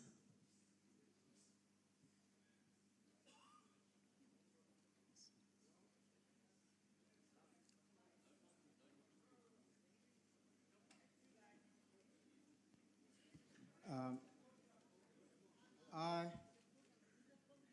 Dr. Patrick Marcella, on behalf of the ANC, nominate Honorable Acting President Matamela Cyril Ramaphosa to be elected as the President of the Republic of South Africa, as stipulated in Section 86 of the Constitution of the Republic of South Africa, Act number 108 of 1986.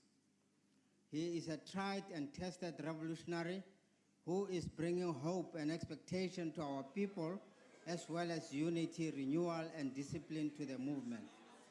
Africa and the world are pinning their hopes on your revolutionary leadership. I so move.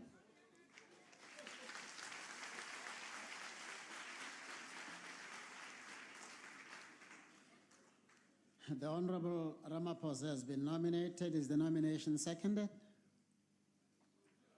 Yes, Chief Justice.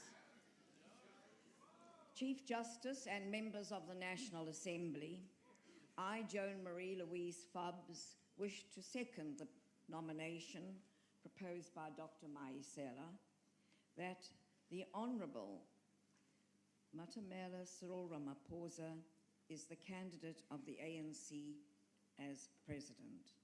Acting President Ramaphosa is a revolutionary cadre who has served the people of South Africa all his life as a student, activist, when studying law, and a principled community leader and unionist.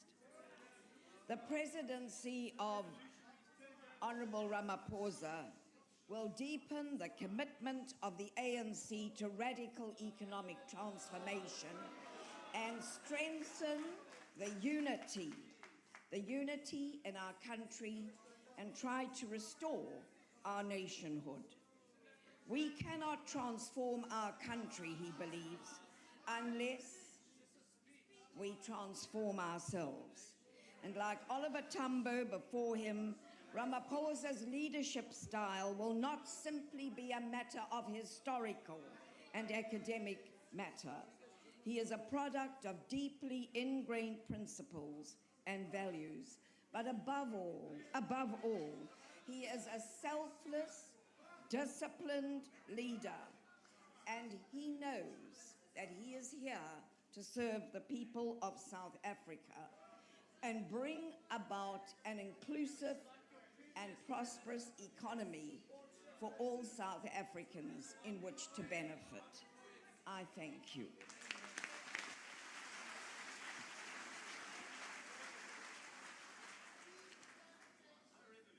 Honorable Acting President, do you accept the nomination? Yes, I do.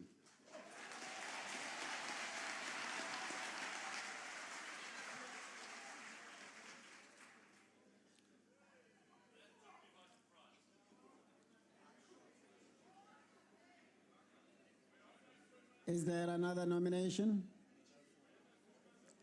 As the nomination form is being submitted to be checked, is there another nomination? Honourable Chief Justice. Yes, Honourable Mulder. I do not intend to make another nomination. I just want to bring the following to your attention. The nomination just made by Dr. Masiela was done in terms of an act that doesn't exist. He referred to Act 110 of 1986. The Constitution is 1996. So if it's a mistake, you must rectify that. If it's not in order.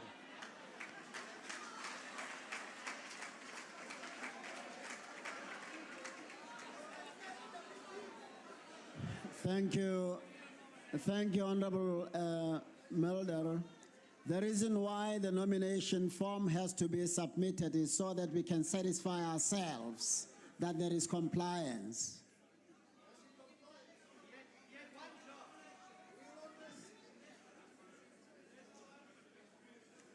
Any other nomination?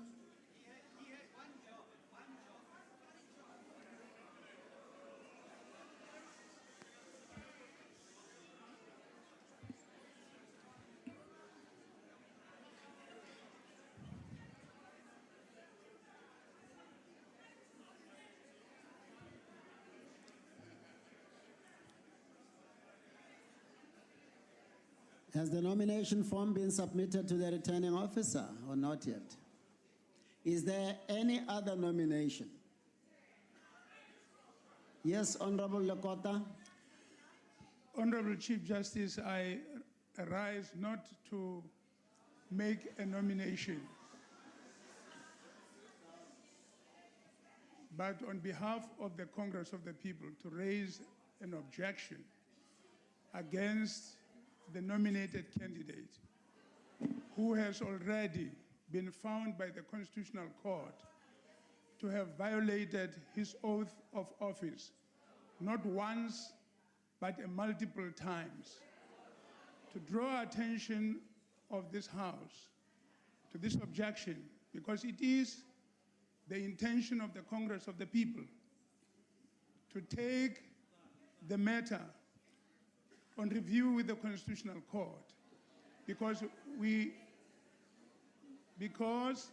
it is our understanding that anyone who's ever taken the oath of office and then broke it may no longer be allowed again to take that same oath of office, because there's no guarantee that that individual can be legitimate and be trusted to sustain that oath of office. I thank you, sir. Thank you, Honorable Lakota.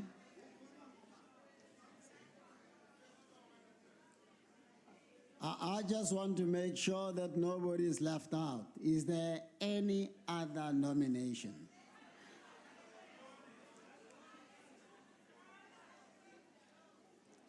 Very well.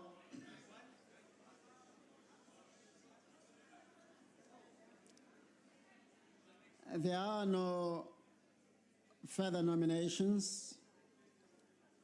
Only one candidate has been nominated, namely the Honorable Matamela Cyril Ramaphosa. The nomination is in order. Accordingly, in terms of item 5 of Part A of Schedule 3 to the Constitution, I declare the Honorable Matamela Cyril Ramaphosa duly elected President of the Republic of South Africa.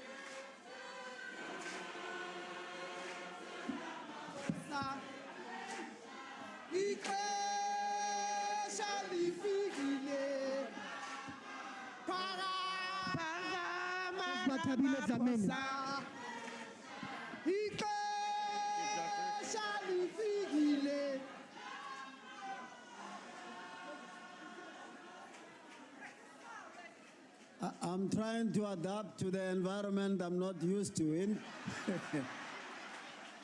In a court of law, no singing is allowed. Honorable Matamela Cyril Ramaphosa, congratulations on your election as the President of the Republic of South Africa.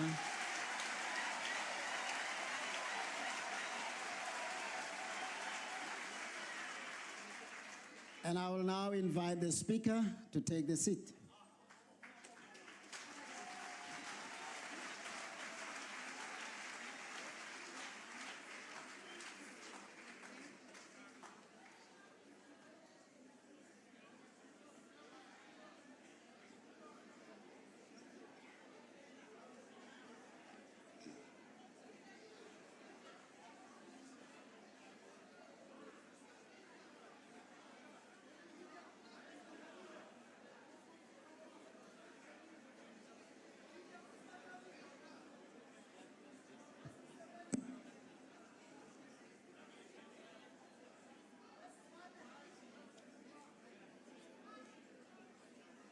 Order.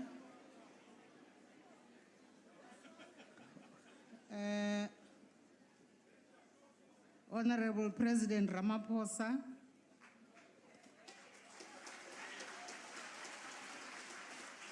the Chief Justice, honorable members, distinguished guests, ladies and gentlemen, South Africa has just emerged from a historic and challenging time. In taking us forward, I wish to remind the House of the words of wisdom by former President Nelson Mandela when he said, and I quote, it is in the character of growth that we should learn from both pleasant and unpleasant experiences, unquote. A lesson that we should draw from these words as a nation is that our challenges are not insurmountable. The challenging events of the last few weeks and the subsequent resignation of former President Jacob Zuma brought to mind a similar moment a decade ago, if you remember, when former President Thabo Mbeki resigned as President of the Republic. With all of these, I, however, truly believe that our democracy has matured and remains resilient. Honorable members, I take this opportunity to appreciate and commend the role and contribution made by former President Zuma over the last 9 years. We wish former President Zuma and his family all the best in his future endeavors.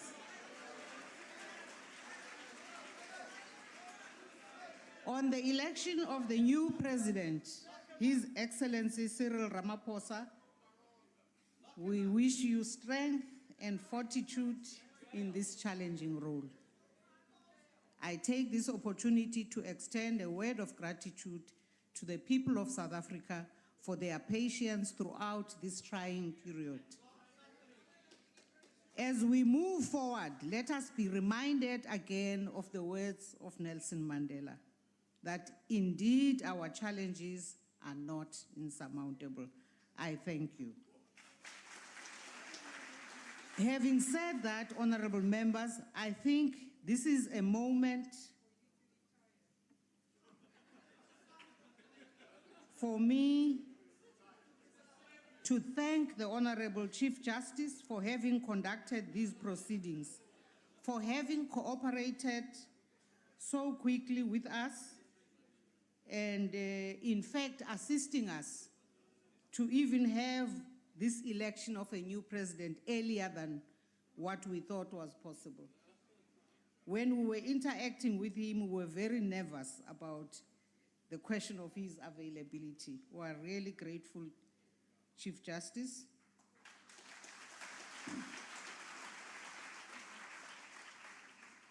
I, honorable members, will now afford parties up to 2 minutes each to make remarks, and thereafter the president-elect will have an opportunity to address the House for a few minutes, not to really deliver the State of the Nation address. That's for tomorrow.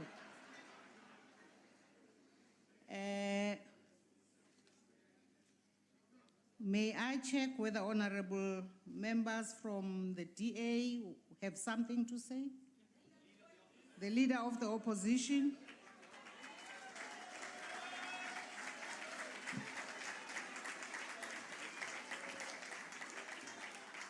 Fellow South Africans, Bagaetsho dumelang.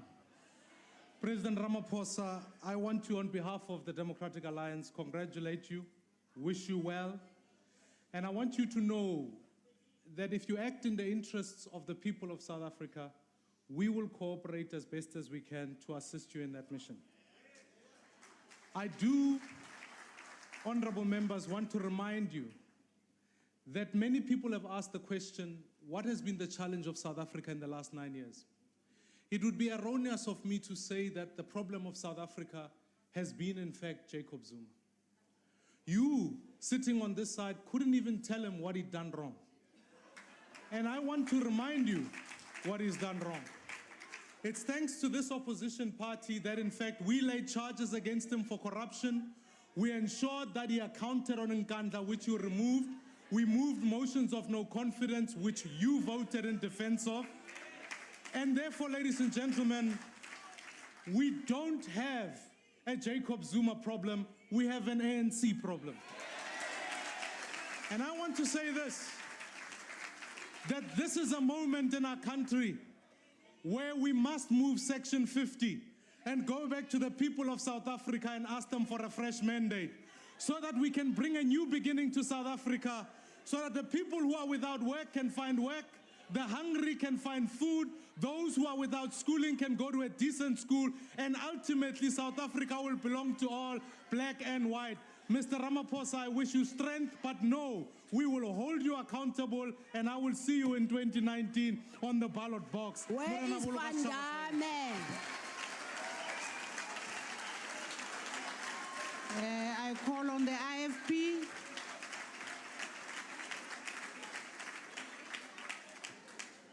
Thank you very much. DA, where's Van Damme? Where's Zwane? Where's Zwane? ANC, where's Zuma?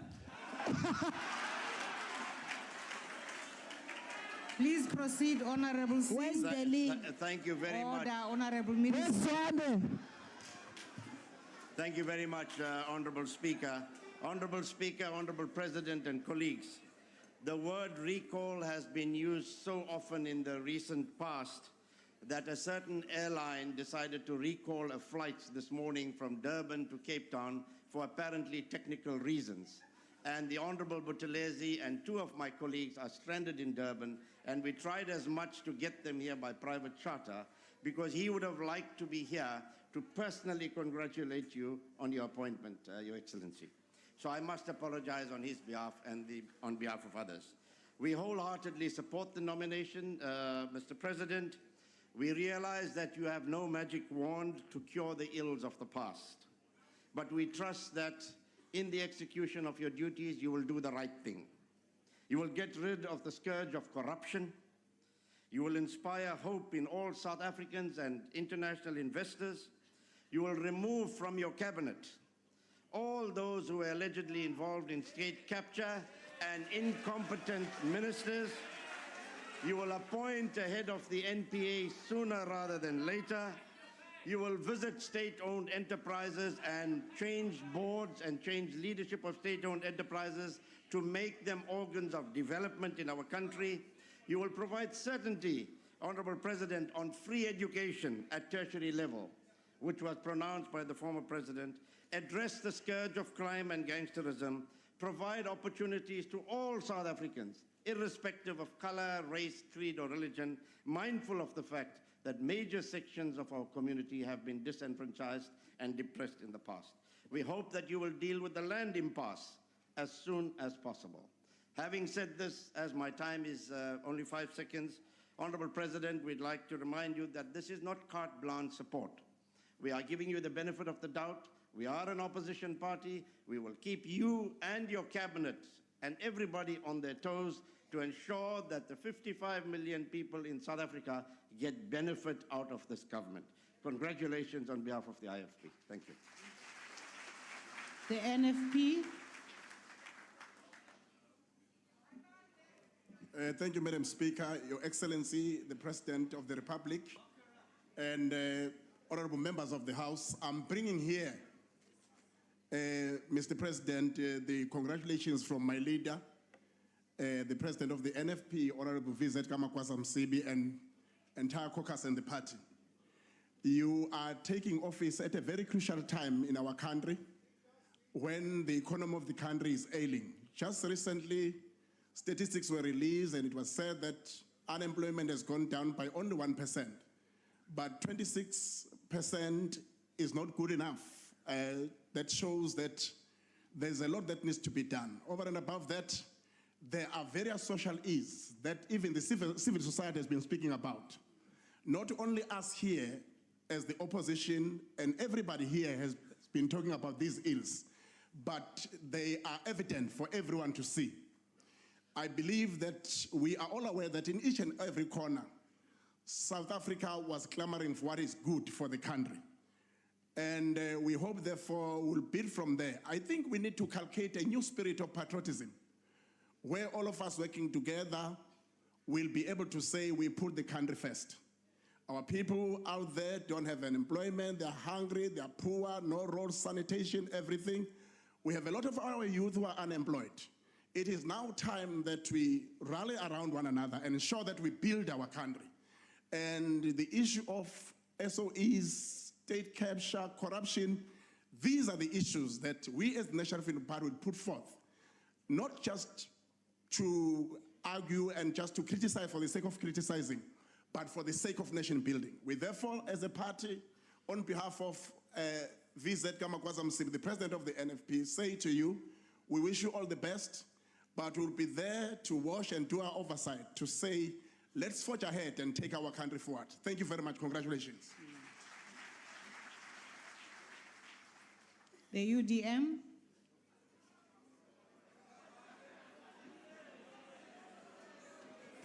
Honorable Speaker, Honorable President, my SG, honorable members, yakubona ishibobo ifakile pha kutatomkhulu. Awuhlela ngesithi nerongo apha fambula. Komso? Oh, okay. The United Democratic Movement congratulates President Cyril Matamela Ramaphosa. Mr. President, your abrupt rise to the highest office in the land is the collective effort and relentless struggles by the people of South Africa from all walks of life against the tyranny of the then ANC deployed corrupt leader.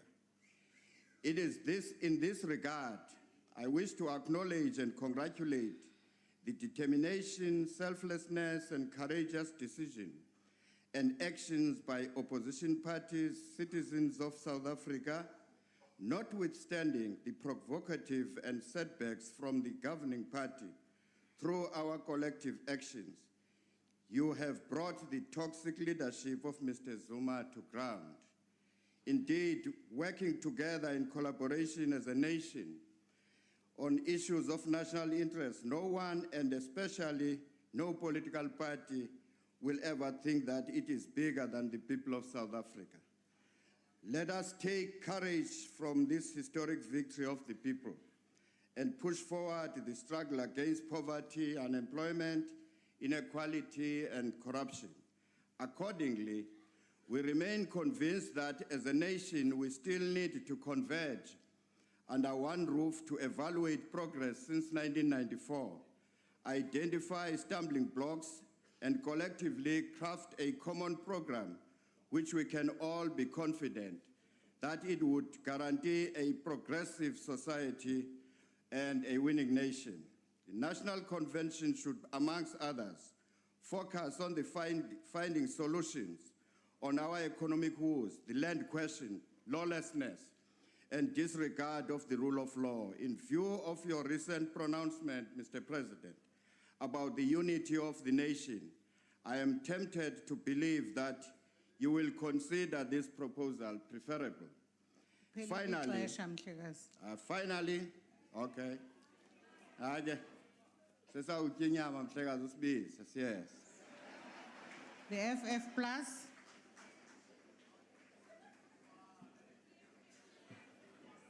Achtbare Speaker, namens die Vryheidsfront Plus wil ek vir die achtbare president sê baie geluk, baie sterkte. Ek dink daar is 'n versigtiging in Suid-Afrika dat Suid-Afrika 'n beter president regverdig as wat hy gehad het. Dis nie baie moeilik om 'n beter president as Jacob Zuma te wees. Maar wat ek vir u wil sê is dat daar is mense wat u gaan dophou, wat u hier vandaan af gaan doen, en u sal moet bewys deur optrede en dade dat u ernstig is as u iets sê.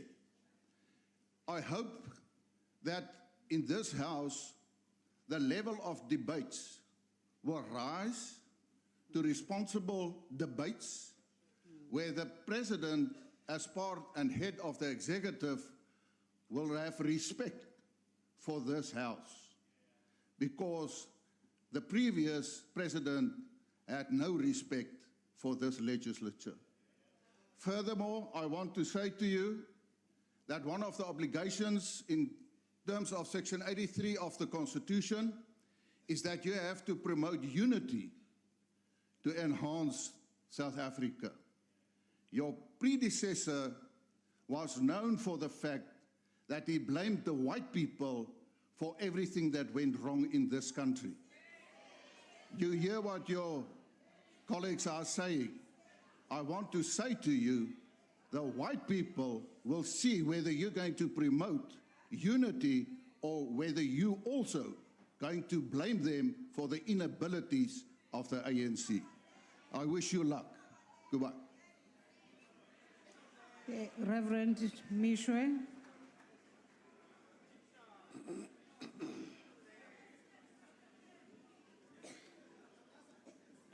Thank you, Speaker. Honorable members, the newly elected President of the Republic of South Africa. On behalf of the African Christian Democratic Party, I want to join my colleagues in congratulating and also welcoming Honorable Ramaphosa as the newly elected President of South Africa.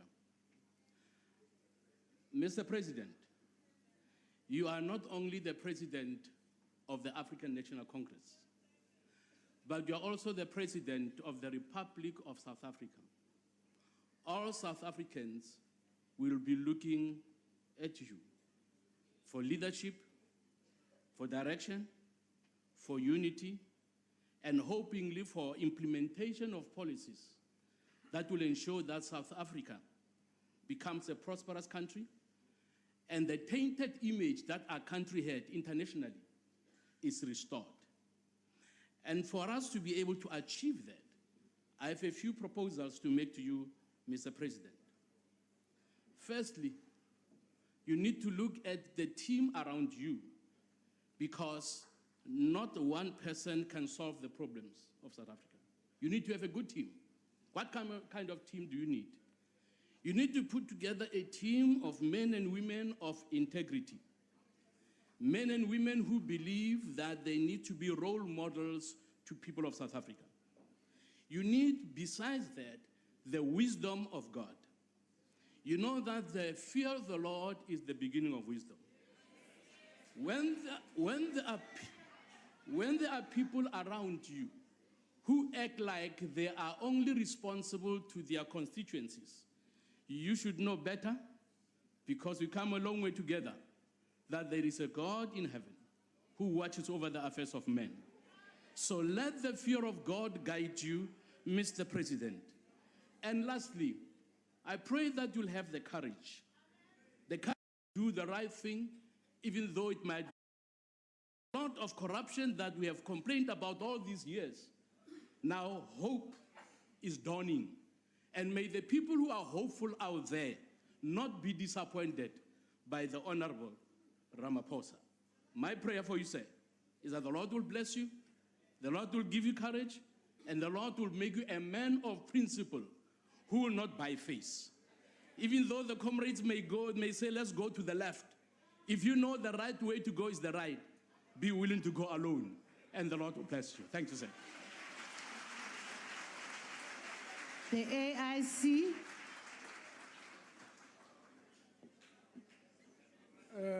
Thank you very much, Honorable Speaker. I'm going to be very, very short. That is why I didn't bring any paper with me here. I felt I should come here and congratulate my former counterpart, because he was the deputy president of ANC or the deputy president of AIC.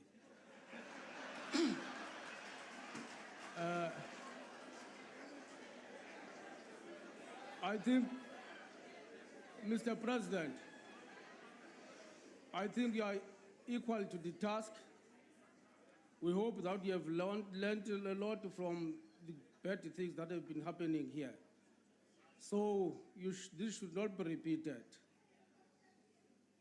Together now we'll be fighting all the challenges that are facing the country. We know that our country is being faced by so many challenges. Of course, we have got to support you as the other parties, because being alone now, you cannot win. So it means we have got to come together. Then we fight all these challenges. So you carry on, be good, So we wish you well in all what you are going to do for the country, not for yourself or for ANC, but for the country as a whole. Thank you very much. Honorable Mbinda. Mr. Elite, thank you, Honorable Speaker. Honorable members, on behalf of the Pan-Africanist Congress of Azania, we wish to congratulate you as you are elected as the President of South Africa during this month of the defier of the undefiable, Robert Mangaliso Sobukwe, as he will be 40 years ever since his death. But the message that we want to leave as the PAC is to remind you that it is not yet Uhuru. The struggle must still continue. Our people are still living in bondage. They are looking up at us as the leaders in this society, more especially the former liberation movements. And you need to think seriously, more especially about the issue of changing this Section 25 of the Constitution so that it is in favor of the African people, not to those that have stolen our land and wealth.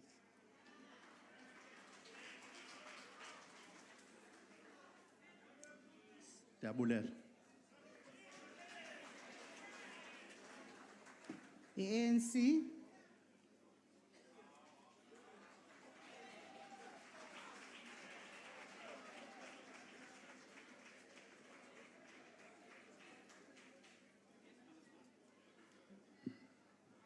Thank you, Honorable Speaker. President of the Republic of South Africa, Cyril Ramaphosa. We are honored as the African National Congress to have been supported by all parties in this House in electing Comrade Cyril Ramaphosa as President of the Republic. We are very honored. And we would like to thank all the parties indeed, because except those who decided to go away, we'd like to thank all of you for agreeing with the ANC that in this member of parliament and leader, in this president of the African National Congress, Comrade Cyril Ramaphosa, we have a leader who in his DNA will at all times and has at all times been of service to our people. That is the leader that we have. And we know, Comrade Cyril, from your student days, from the days when you established and founded the National Union of Mine Workers, from the days when you were part of us in the trenches, in the UDF and the MDM formations, from the days when we fought for the unbanning of the African National Congress, you were there. Indeed, when the African National Congress was unbanned in 1991, you were there to become a Secretary General of the African National Congress.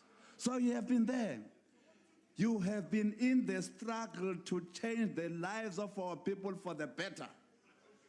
You are now at the helm, Comrade Cyril. And this movement has deliberately put you at the helm because we believe at this stage of our struggle, you will be able to assist all of us, particularly the ANC, to ensure that our people have a better life. That's why the 54th conference of the ANC elected you president. elected you president. And this membership of the ANC deployed here, informed by the national leadership of the ANC, elected you today President of the Republic of South Africa. Thank you very much. Thank you very much. Congratulations, Comrade President. Siyabulela. At this point, honorable members, it is my honor to invite the Honorable President-elect to address the House.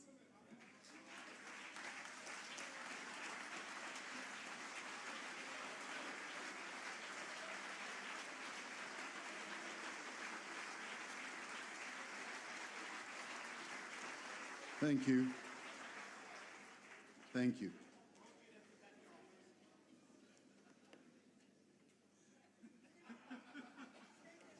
Pass up.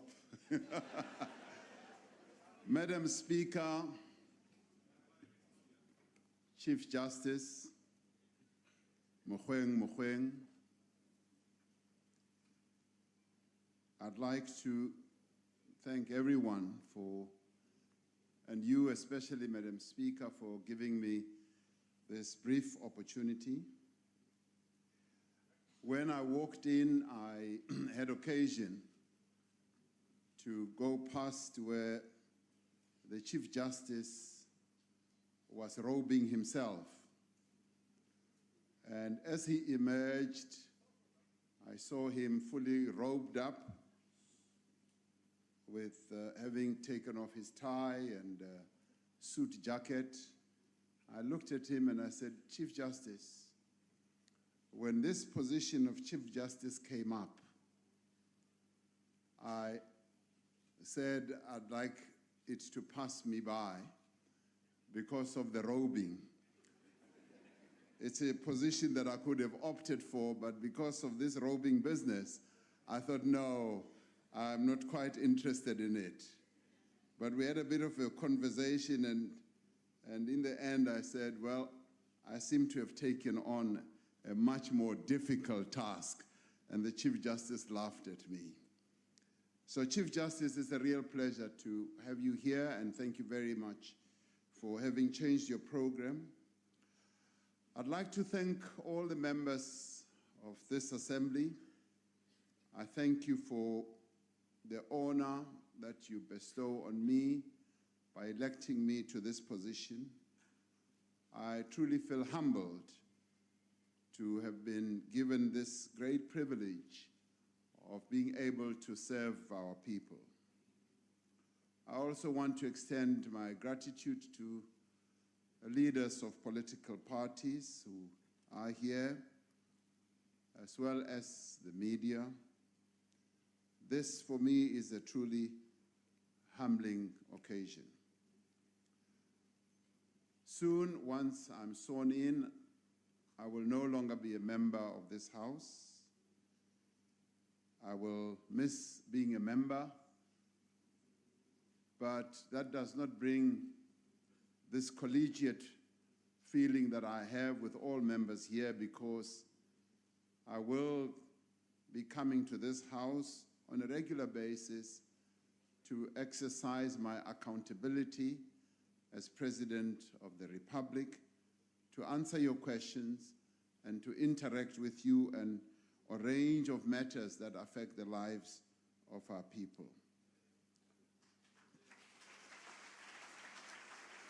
One of the things that I will be seeking to do is to have an opportunity, which I started doing when I was appointed Deputy President.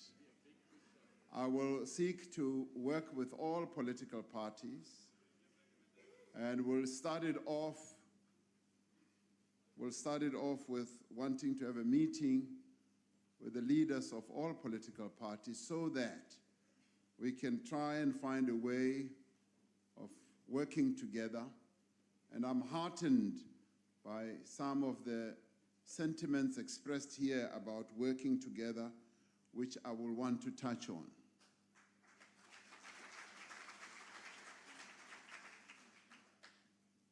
And I will do all this as a servant of our people, because I do believe that when one is elected in this type of position, you basically become a servant of the people of South Africa. And I'll seek to execute that task with humility, with faithfulness, and with dignity as well.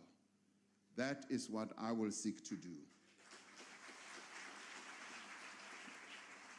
And I'd like to thank all the parties that have spoken. This is not a moment for me to speak, because that moment will be accorded to me tomorrow, I believe. But listening to all the parties who have expressed a whole lot of sentiments here, it is almost like in our culture, when a young man becomes a man, you are given almost instructions. Nga Chivenda riri uaraiwa. Uaraiwa, wabuziwa uri arari umunna uita hezi, na hezi, na hezi. Wadoba wabuziwa uri usongo ita hezi, na hezi. So what all of you have been saying here, it's almost like saying to me, we're offering you advice, we're offering you suggestions. Some have even offered some threats. Honorable, before I get to that, and many of you have spoken about unity, you've spoken about patriotism, you've spoken largely about how we can all work together to improve the lives of our people. That has a great deal of resonance with I believe in and what I intend to do. Now, very briefly, in just responding to some of the good wishes, some of the advice that I've received, Honorable Maimani ends his wonderful words and almost soils them by saying, I'm going to see you in 2019. Now, I think he's running ahead of himself. He's running ahead of himself because, Honorable Maimani, I'm going to be seeing you regularly here in this house on an ongoing basis. So leave 2019 aside. Let us deal with the current moment and work together on how we are going to improve the lives of our people rather than grandstanding, rather than standing on big platforms. That's all I want to say. Honorable Singh, I'd like to thank you. I'm sorry that Honorable Buthelezi is not here, that his plane was recalled back to Durban. I'm sorry about that. I would have loved to receive the good wishes from him as well. The issues that you have raised, issues that have to do with corruption, issues of how we can straighten out our state-owned enterprises and how we deal with state capture are issues that are on our radar screen. Those are issues that we're going to be addressing, and tomorrow we will also have an opportunity to outline some of the steps that we are going to be taking. Honorable Kubisa, I thank you because you went to the heart of the matter by talking about patriotism and how we can work together to put our country first. That is precisely what I, as President of the Republic, would want to do. South Africa must come first in everything that we all do. General Olomisa, who continues to call me his Secretary General, because when he was a member of the African National Congress, we called each other with wonderful endearments, and I said General to him. He continues to say Secretary General, and I accept that. And I agree with you that we should find ways of working together on issues, as you said correctly, of national interest. And when ndiyavuma, General wam zawutya inyama, zakubiza ukuthi sizawutya inyama, and that already is a good sign of demonstrating that across party lines, we should have an opportunity of sitting together and eating meat. And I would like to take you up on that. Zawutya inyama nawe. Honorable Groenewald, yes, I want to join you in saying that it would be wonderful if the level of debate in this House can be raised to a level where we really begin to engage on national issues without screaming at each other, without words like a point of order on an ongoing basis, and the disorder that has often defined what happens in this House. I will want us to rise to that level, and also, and I agree that you would want a president who will respect not only this House, but the members of this House. I join you completely on that, but I think the flip side of that coin also says that we should respect one another. But in respecting one another, it means that we are respecting this House that our people set up. It means that we will be respecting our people. So I would say that let's underpin everything that we do here through a great sign of respect to our people, because when our people look at this parliament, they see themselves represented, and they don't want to see disorder, they don't want to see poor levels of debate, they want to see debates that are going to lead to the improvement of their lives. Let us rise to that occasion. Reverend Mishwe and I share a history together. And maybe it's important that we should both confess now. We were at university together, and we both belonged to the student Christian movement. The difference was, or is, that I was his leader when we were members of the student Christian movement, and he followed me. And so it's wonderful that we are both in this parliament representing our people. Yes, Reverend Mishwe, we will pay heed to the advice that you're giving, that we should choose a great team. That's precisely what our people deserve, to have a team that will work for in their interests. Yes, and also that all of us, it does not only behove on the president, but all of us should be able to work and lead our people with great courage. And that is precisely what we will seek to do.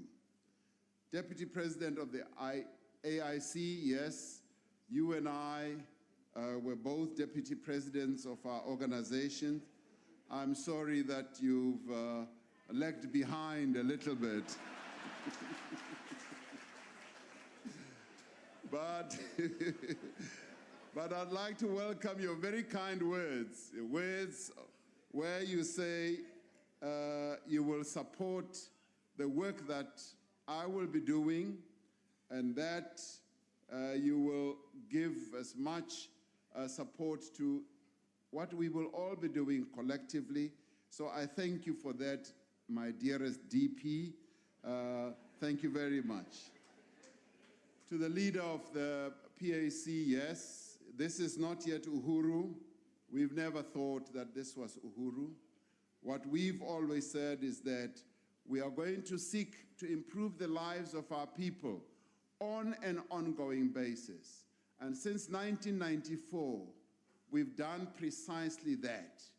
The lives of our people have been improving on an ongoing basis, and the commitment that you will find on this side, which commitment I would like you also to be part of, is that all of us should continue to improve the lives of our people and take their lives to a higher level.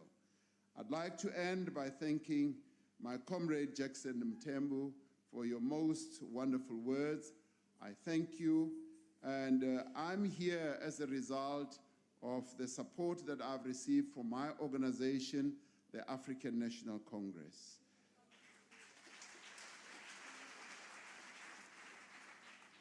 The African National Congress, which continues to lead the national democratic revolution in our country, to bring about change, is what has put many of us here in this house. And our intent is to continue, indeed, to improve the lives of our people.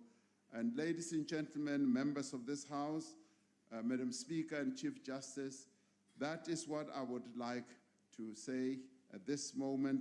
And thank you all for this great opportunity that I've been given. And I will try to work very hard not to disappoint the people of South Africa. Thank you very much.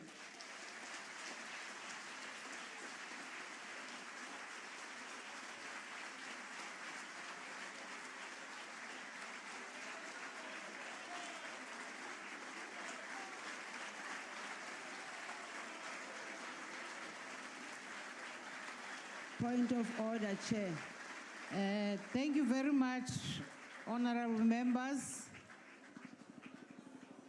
That concludes the proceedings. The House is adjourned.